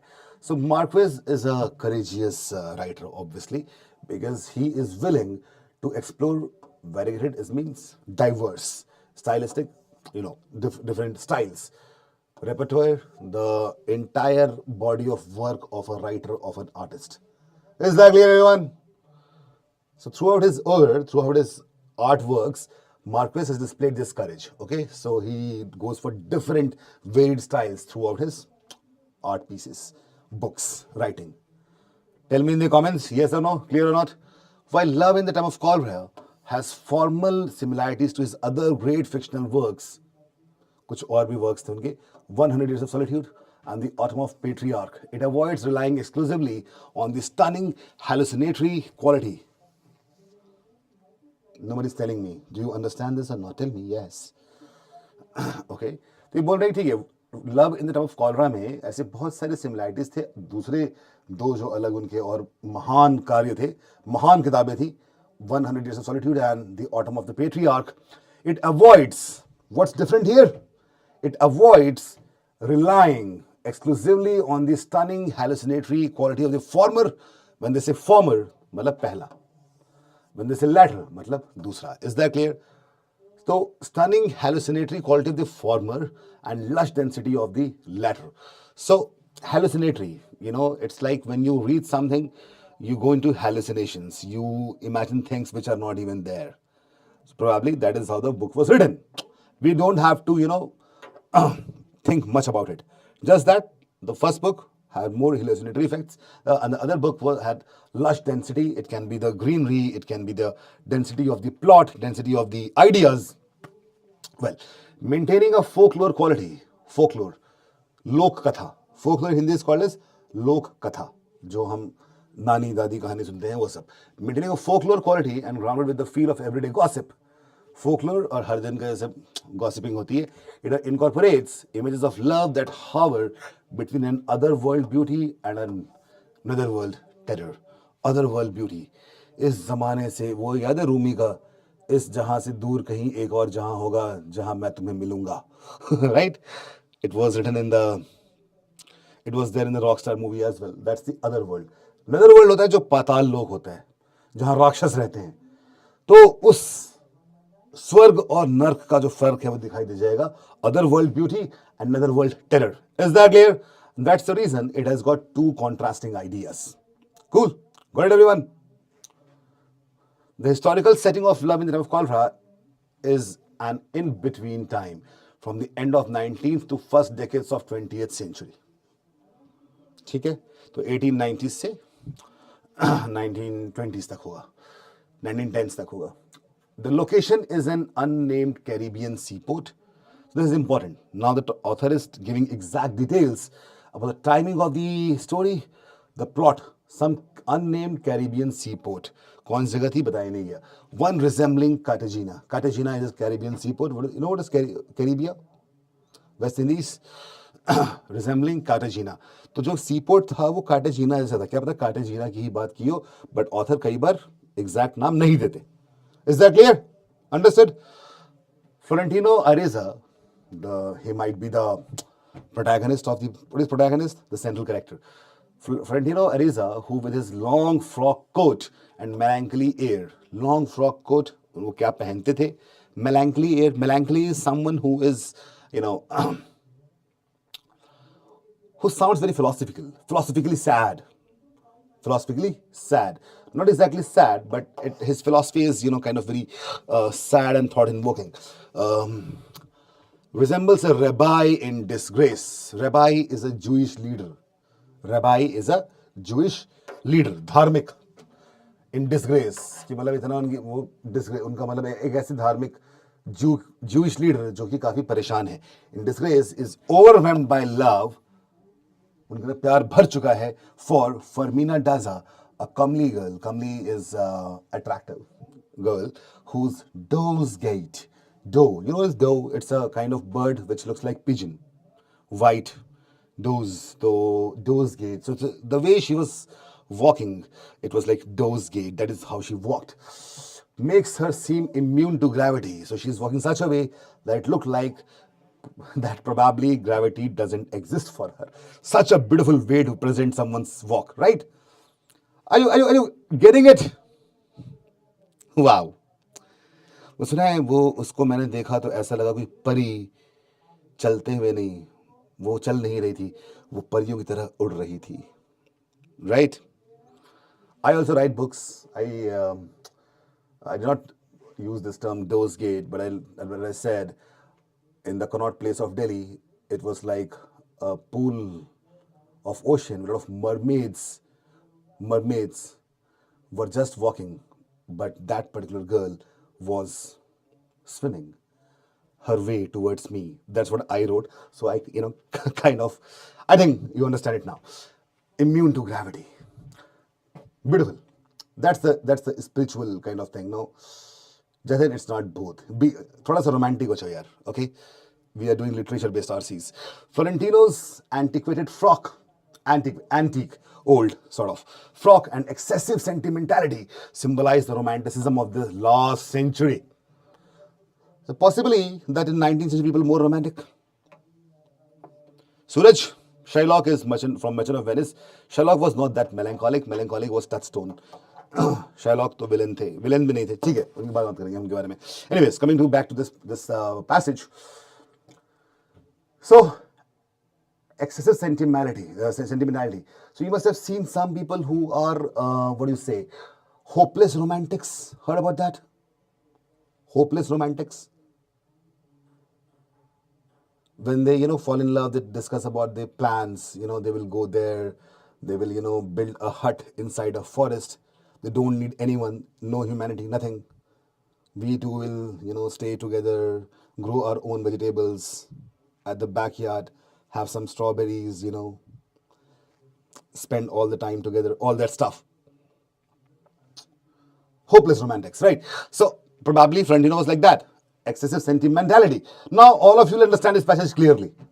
You must be thinking that okay, ये बहुत मुश्किल है, boring है, इसको मैं बड़ा मजेदार बना रहा हूँ. हर कोई relate कर पा रहा है इस बात से? Okay. I was like that when I was 16 years old. Anyways, which is parodied and caricatured here and extended. Parody, you know what's parody? Parody is something when you kind of create a humorous effect. So his sentimentality might be making a humorous effect on the readers. We haven't read the book yet. Caricatured here and extended. Athar वो psycho नहीं होता, अपूर्व obvious literature ऐसा ही होता है. ठीक है, parody and कैरिकेचर्ड here and extended. तो उनको मतलब हंसी, मतलब उसको ना बहुत ही रिडिक्यूल किया होगा इस रोमांटिसिज्म को. सेंटिमेंटैलिटी है कि उसको लिखा इस तरह गया होगा कि पढ़ के आपको लगता होगा अरे यार ये बंदा होपलेस है यार. Okay, so parodied and caricatured. Caricature is when you deform the shapes. Caricature, so किसी भी इंसान का कैरिकेचर बनाओगे तो उसकी जैसे नाक सपोज लंबी है तो और लंबा कर दोगे, आंखें बड़ी है तो और बड़ा कर दोगे. The cartoons they are made that way, right? Okay, now you understand it. This is a very beautiful passage. The words chosen might be difficult, but now you understand it, right? Like the frock, beyond manageable proportions. उनकी जो frock पहना था उन्होंने वो इतना लंबा था कि वो मैनेज करना इम्पॉसिबल था. So it was creating a caricaturish image, right? Indeed, Florentino cannot even compose a business letter without incorporating lyrical flourishes. So here the thing is, Florentino was basically very poetic, highly romantic. Business letter भी ना वो lyrical तरीके से लिखते थे. जैसे मान लो, just let's say that you want to give a quotation to one of your clients, and you do not just put the quotation upon our telephonic conversation. This is the mail. No. Let's say if someone starts a letter like this, a business letter like this. This letter has been, I'm just making it up. Okay. This letter, Apurva, see, I'll just make something very complicated right now on the fly. So let's say I write a business letter which is lyrical. I'll write like this. This letter is written on a page that has the soul of Virginia trees. With the ink that was produced by the connoisseurs of fine art, and the kind of message it conveys is elucidatory of my soul, of my worldview, and it provides the exact philosophical details about the kind of value, not the money, that we are asking for. So that's, I just made it up. So a business letter that can be written in a lyrical way. Do you get that, everyone? Just an example I provided. तो हो सकता है Florentino ऐसा ही लिखते होंगे. Okay, he was being mocked upon. Okay. Love is his raison d'etre. Raison d'etre is a French term which means the sole reason of existence, sole reason of existing. By the way,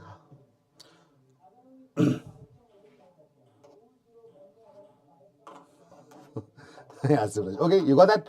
Raison d'etre. Raison d'etre. Yet he reeks of it rather than shines. Okay, so love is his sole existence, and he reeks of love like we reek of alcohol. So he reeks of love. He doesn't shine in it. So basically, he's so much overtly romantic that his romanticism is not very attractive. He's not shining with romanticism. He's just reeking of it, following always in its shadow, never seeming to grasp its essential light. So it reeks of it. So basically, it is always the shadow, but doesn't come in the light. Understood? The way the passage is written is also literary, very literary, highly poetic. The words chosen are highly poetic. The flow of it is also very poetic. In a way, he's saying the kind of romanticism that he had was the reason of him for to be more of a loser and less of a successful man. Is that clear? Well, next. Florentino is placed in a precarious position. What is precarious? Something which cannot be controlled. Precarious position when Fermina suddenly rejects him. After returning from an exile imposed by her father, who disapproves of Florentino for reasons of class. वो तो है ही है, class struggle तो हमेशा होता है ना? तो पापा ने फर्मीना के घर में बंद कर दिया होगा. एग्जाइल ये नहीं कि देश निकाला दे दिया, नॉट रियली.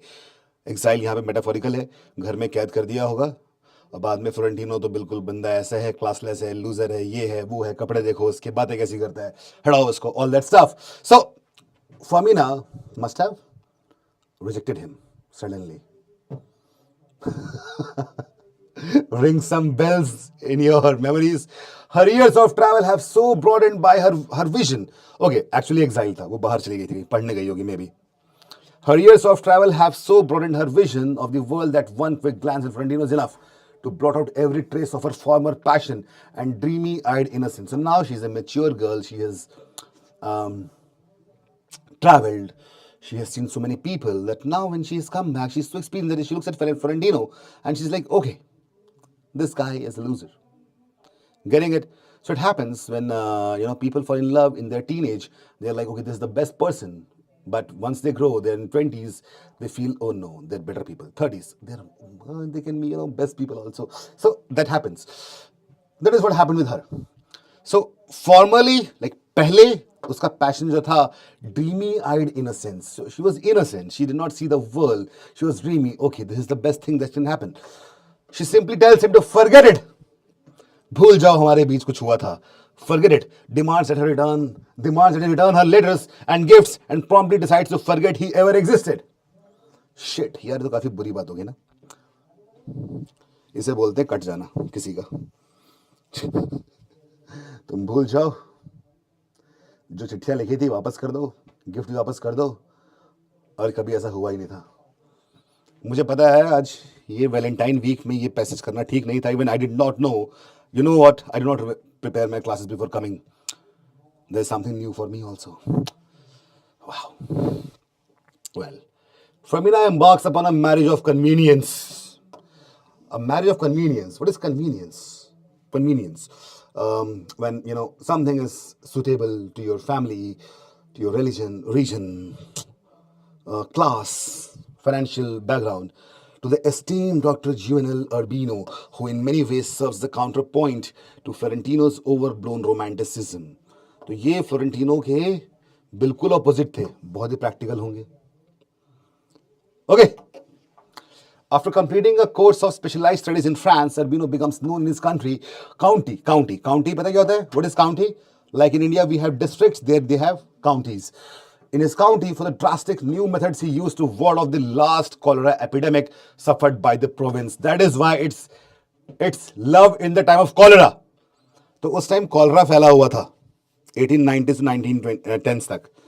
तो इन्होंने अपने एक डिस्ट्रिक्ट में ऐसा कुछ किया. ये महान डॉक्टर थे कि ये कॉलरा को ये खत्म कर दे रहे थे.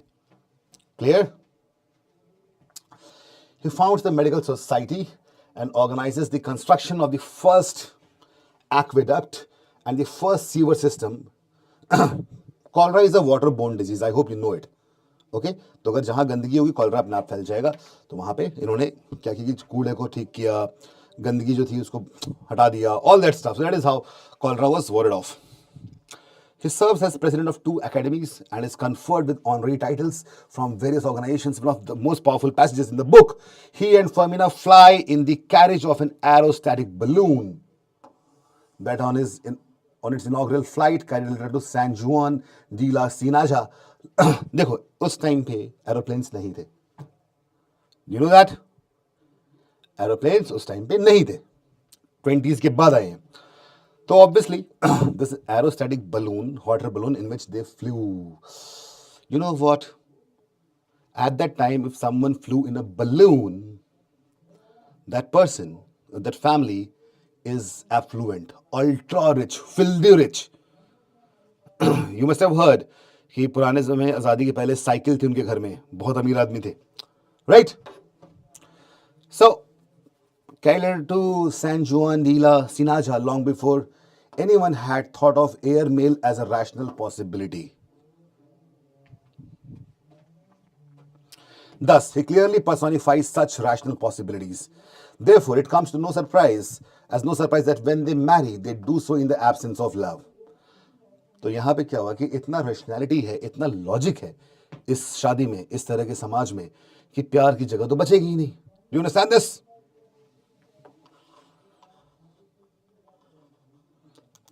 दिबांशु, अभी तो तुम सुन रहे हो, तुम्हें अब तो नींद नहीं आ रही होगी, I am sure. The thing is you don't imagine things in your mind the way I am doing it. Just try to imagine it the same way. Okay, so यहाँ लिखा है, it comes as no surprise that when they marry they do so in the absence of love. It was a marriage of convenience, not of love. Even when they consummate their marriage, consummate in marriage means having the first sexual intercourse. Urbino is aware that he did not love her. Okay, so consummation was majorly done when people loved each other. At that time, society was like that.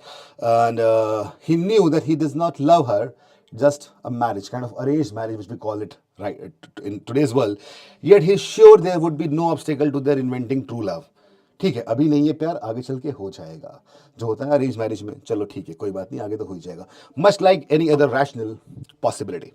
So because his life was full of rational possibilities, rational decisions. All right, so he felt, okay, if not today, in future, we'll fall in love, and that's going to happen. It's a rational possibility. Love, in the time of cholera, is an anatomy of love. Love's power to grow in such dark interstices and transcend life's profanity and remain unscathed is one of the most skillfully rendered themes of this work. So, love जो grow करता है in spite of so many hurdles, you know, all these words, life's profanity, मतलब हमारी जिंदगी की खराब चीजें, remain unscathed. वो कभी love remains, what do you say, undissolved, unbroken. That is the most skillfully rendered themes of this work. Which work? Love in Time of Cholera. Is that clear? Now I hope the passage which looked difficult to you guys looks very interesting and at the very same time very relatable. Yes or no? So by now, what needs to be done? What needs to be understood? What's the take home lesson of this class? What is that?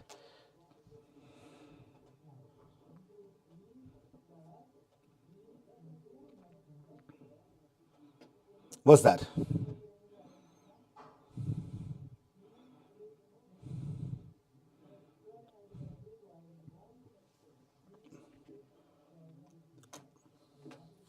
It is that when you read something, you have to imagine it. And ठीक है, इतना time नहीं मिलेगा cat के अंदर, पर अगर तुम आज से करना शुरू कर दोगे, you will be see, I told you already, I'll tell you again, Jatin knows it clearly that I do not prepare my classes before coming in the real classroom. You know why? The reason is very simple, because if I prepare my classes, automatically it's going to happen that I'll be biased. Okay, I've been doing all things beforehand, so I'm doing it just like you are doing it the first time. If I look at something like this, what needs to be done? So this is how you will get the exact idea of, because any passage that you see in the mocks, in the quiz, in the real cat will be a new passage to you. It's an unseen passage.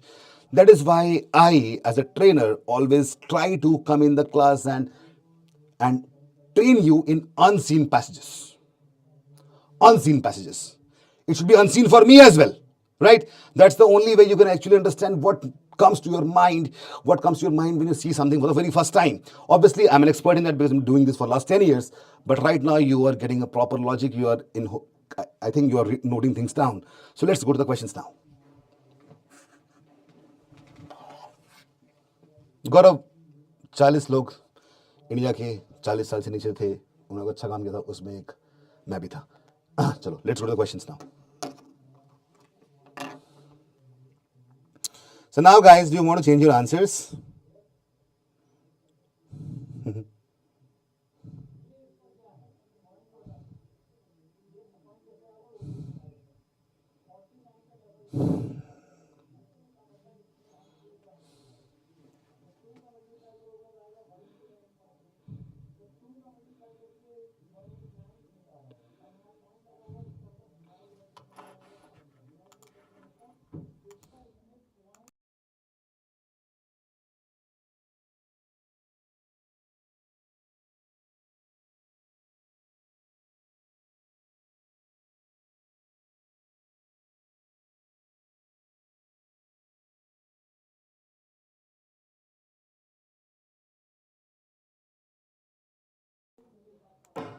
Okay.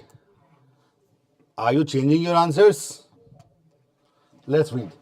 In light of the narrative's depiction, what propels Fermina to serve her romantic entanglements? Sever, not serve, sever. मतलब रिश्ता तोड़ दिया with Florentino. क्या था? Without reading the options, let us try to, understand. I discussed this. I think I discussed each and every point in detail. It was her because she traveled a lot and she got experienced, she got mature, and she realized just by glance of it, Florentino is not the person. Okay. All right. Just a moment. There's a very important call that I'm getting.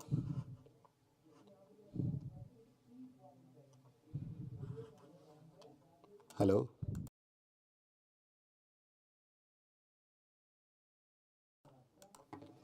All right.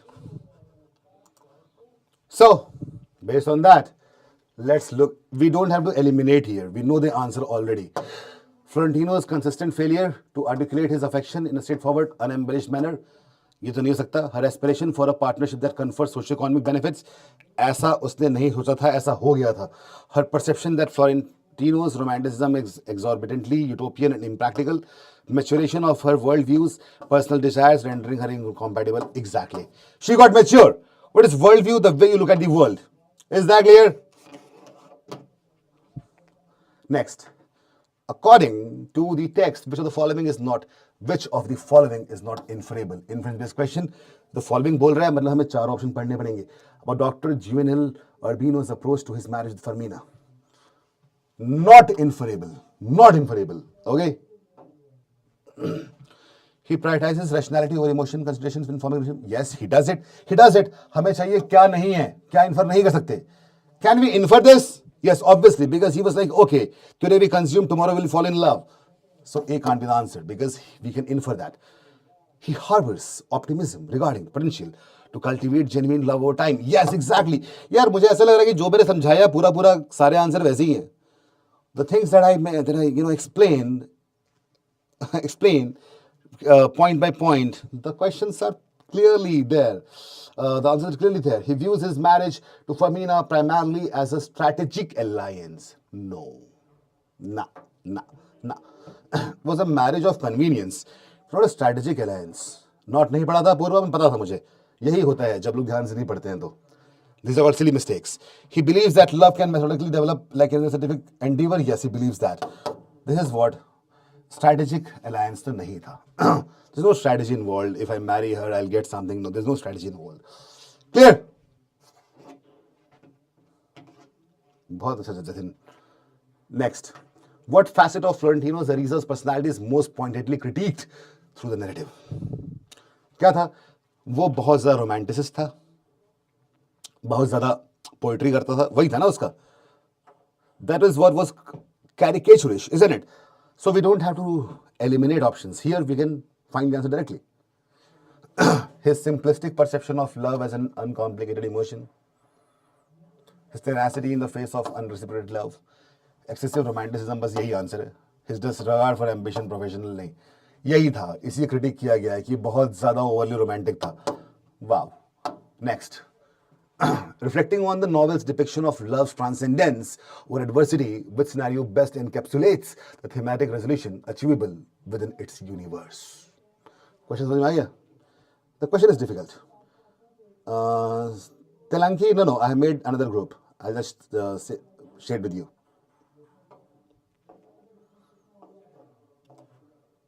अब पूरा ये वहाँ जाके मत कर देना CAD में, okay?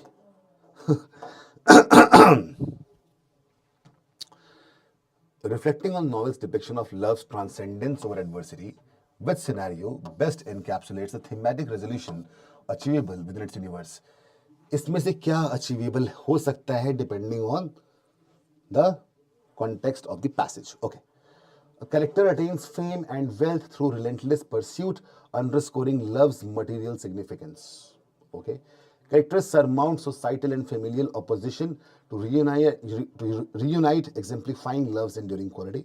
Character learns to embrace self-love after a journey of self-discovery, emphasizing the importance of self-affection. Characters develop a novel form of communication to express their love, demonstrating love's innovative potential. I'll give you more time. Tell me, what can be the answer? This question is difficult.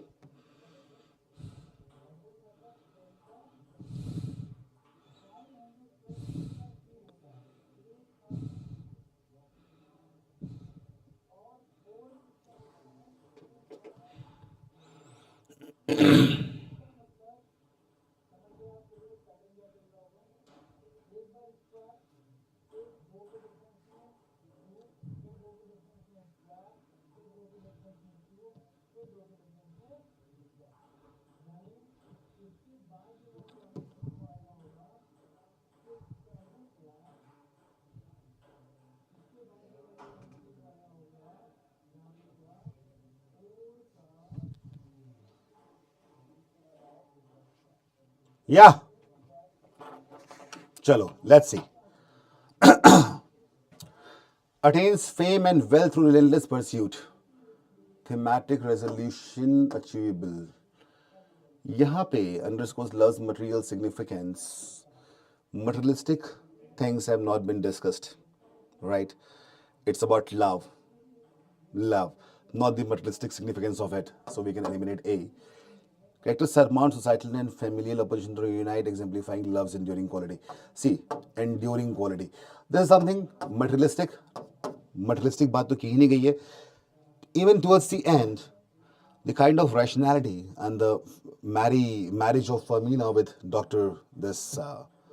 Juvenal Urbino, it's not been heavily appreciated by the author, isn't it? He has said marriage of convenience. तो यहाँ पे जो author का कहीं ना कहीं support तो उसी पे है कि love का spiritual form, the true love. And even in this marriage, Urbino is like, okay, we will fall in love in the future. So there is a hopefulness for the love, right? Not for the material part of it. That is why A can be eliminated. Characters surmount societal and familial opposition to reunite, exemplifying love's enduring quality. Yes, the resolution, that's the resolution. Maybe Fermina, who thought that Florentino is a loser. She loved him. Maybe she could have gone against what his father did, and not directly against, but the kind of, the power to kind of influence or maybe pursue his father, or maybe make him understand that no, Florentino is someone I can live with. That is a possibility. So, the resolution achievable within its universe, love's transcendence over adversity. किसी परेशानी से आगे बढ़ना, ये प्यार का काम इसमें किस में दिखाई दे रहा है? बी में दिख रहा है. So I'll put a question mark. C says a character learns to embrace self-love after a journey of self-discovery, emphasizing the importance of self-affection. ये तब होता जब फर्मीना शादी किसी से ना कर दी, उसने की. Characters develop a novel form of communication to express their love, demonstrating love's innovative potential. Novel form of communication.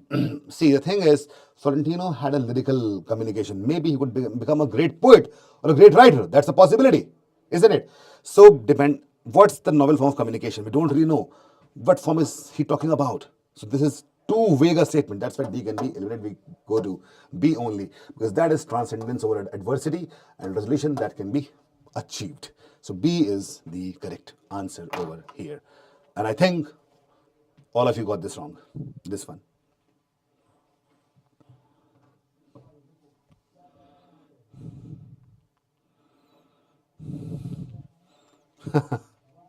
Nice, no? हर्षित नहीं, यूनाइटिंग नहीं होनी चाहिए. कहाँ होनी चाहिए? ये बोल रहा है कि इनमें से कौन सा सिनेरियो ऐसा बता रहा है कि जो अचीव हो सकता है. किसमें? प्यार की जीत किसी मुश्किल से.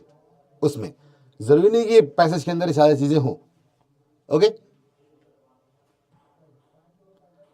In which of the options you feel that love has transcended over the adversity?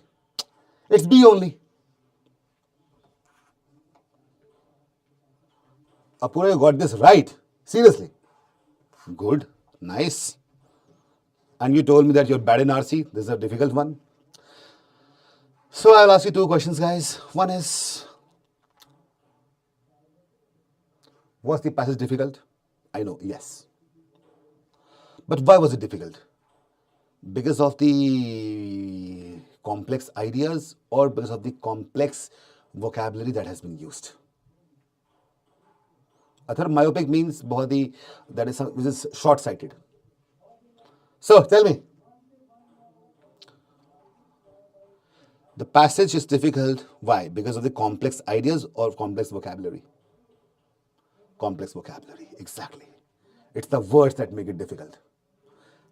Okay, now, second question. Third question. Had you known the words, let's say you knew all the words, then in that case, would this be an easy passage?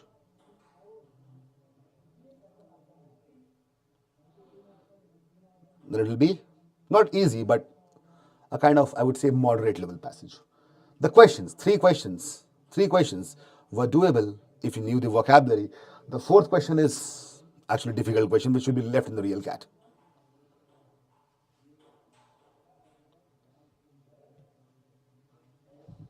Okay.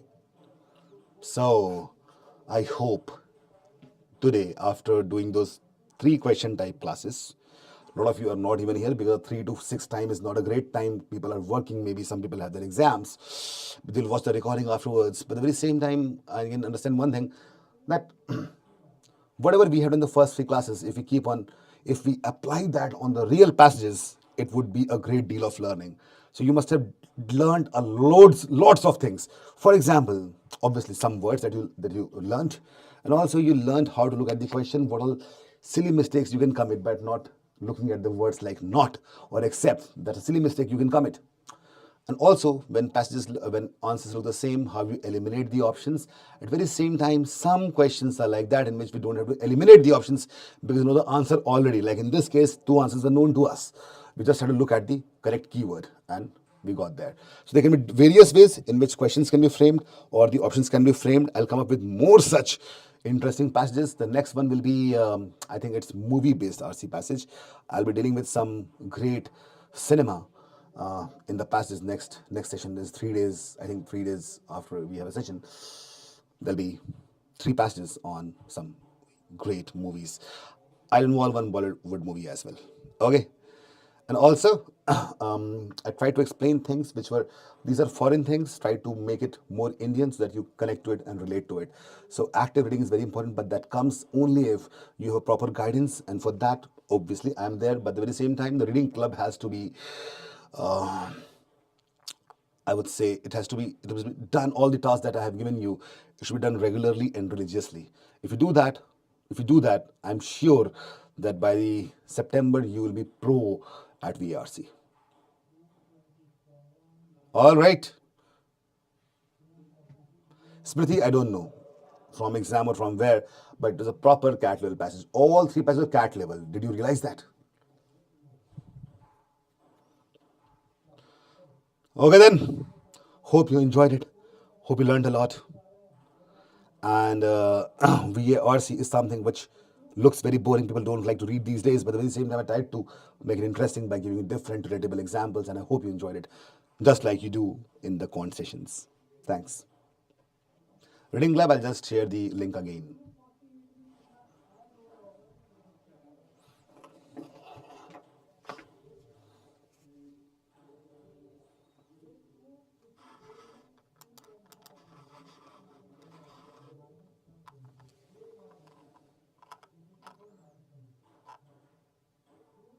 Yeah, Gaurav. Okay then. Take care, all of you, and make the notes and also learn the words.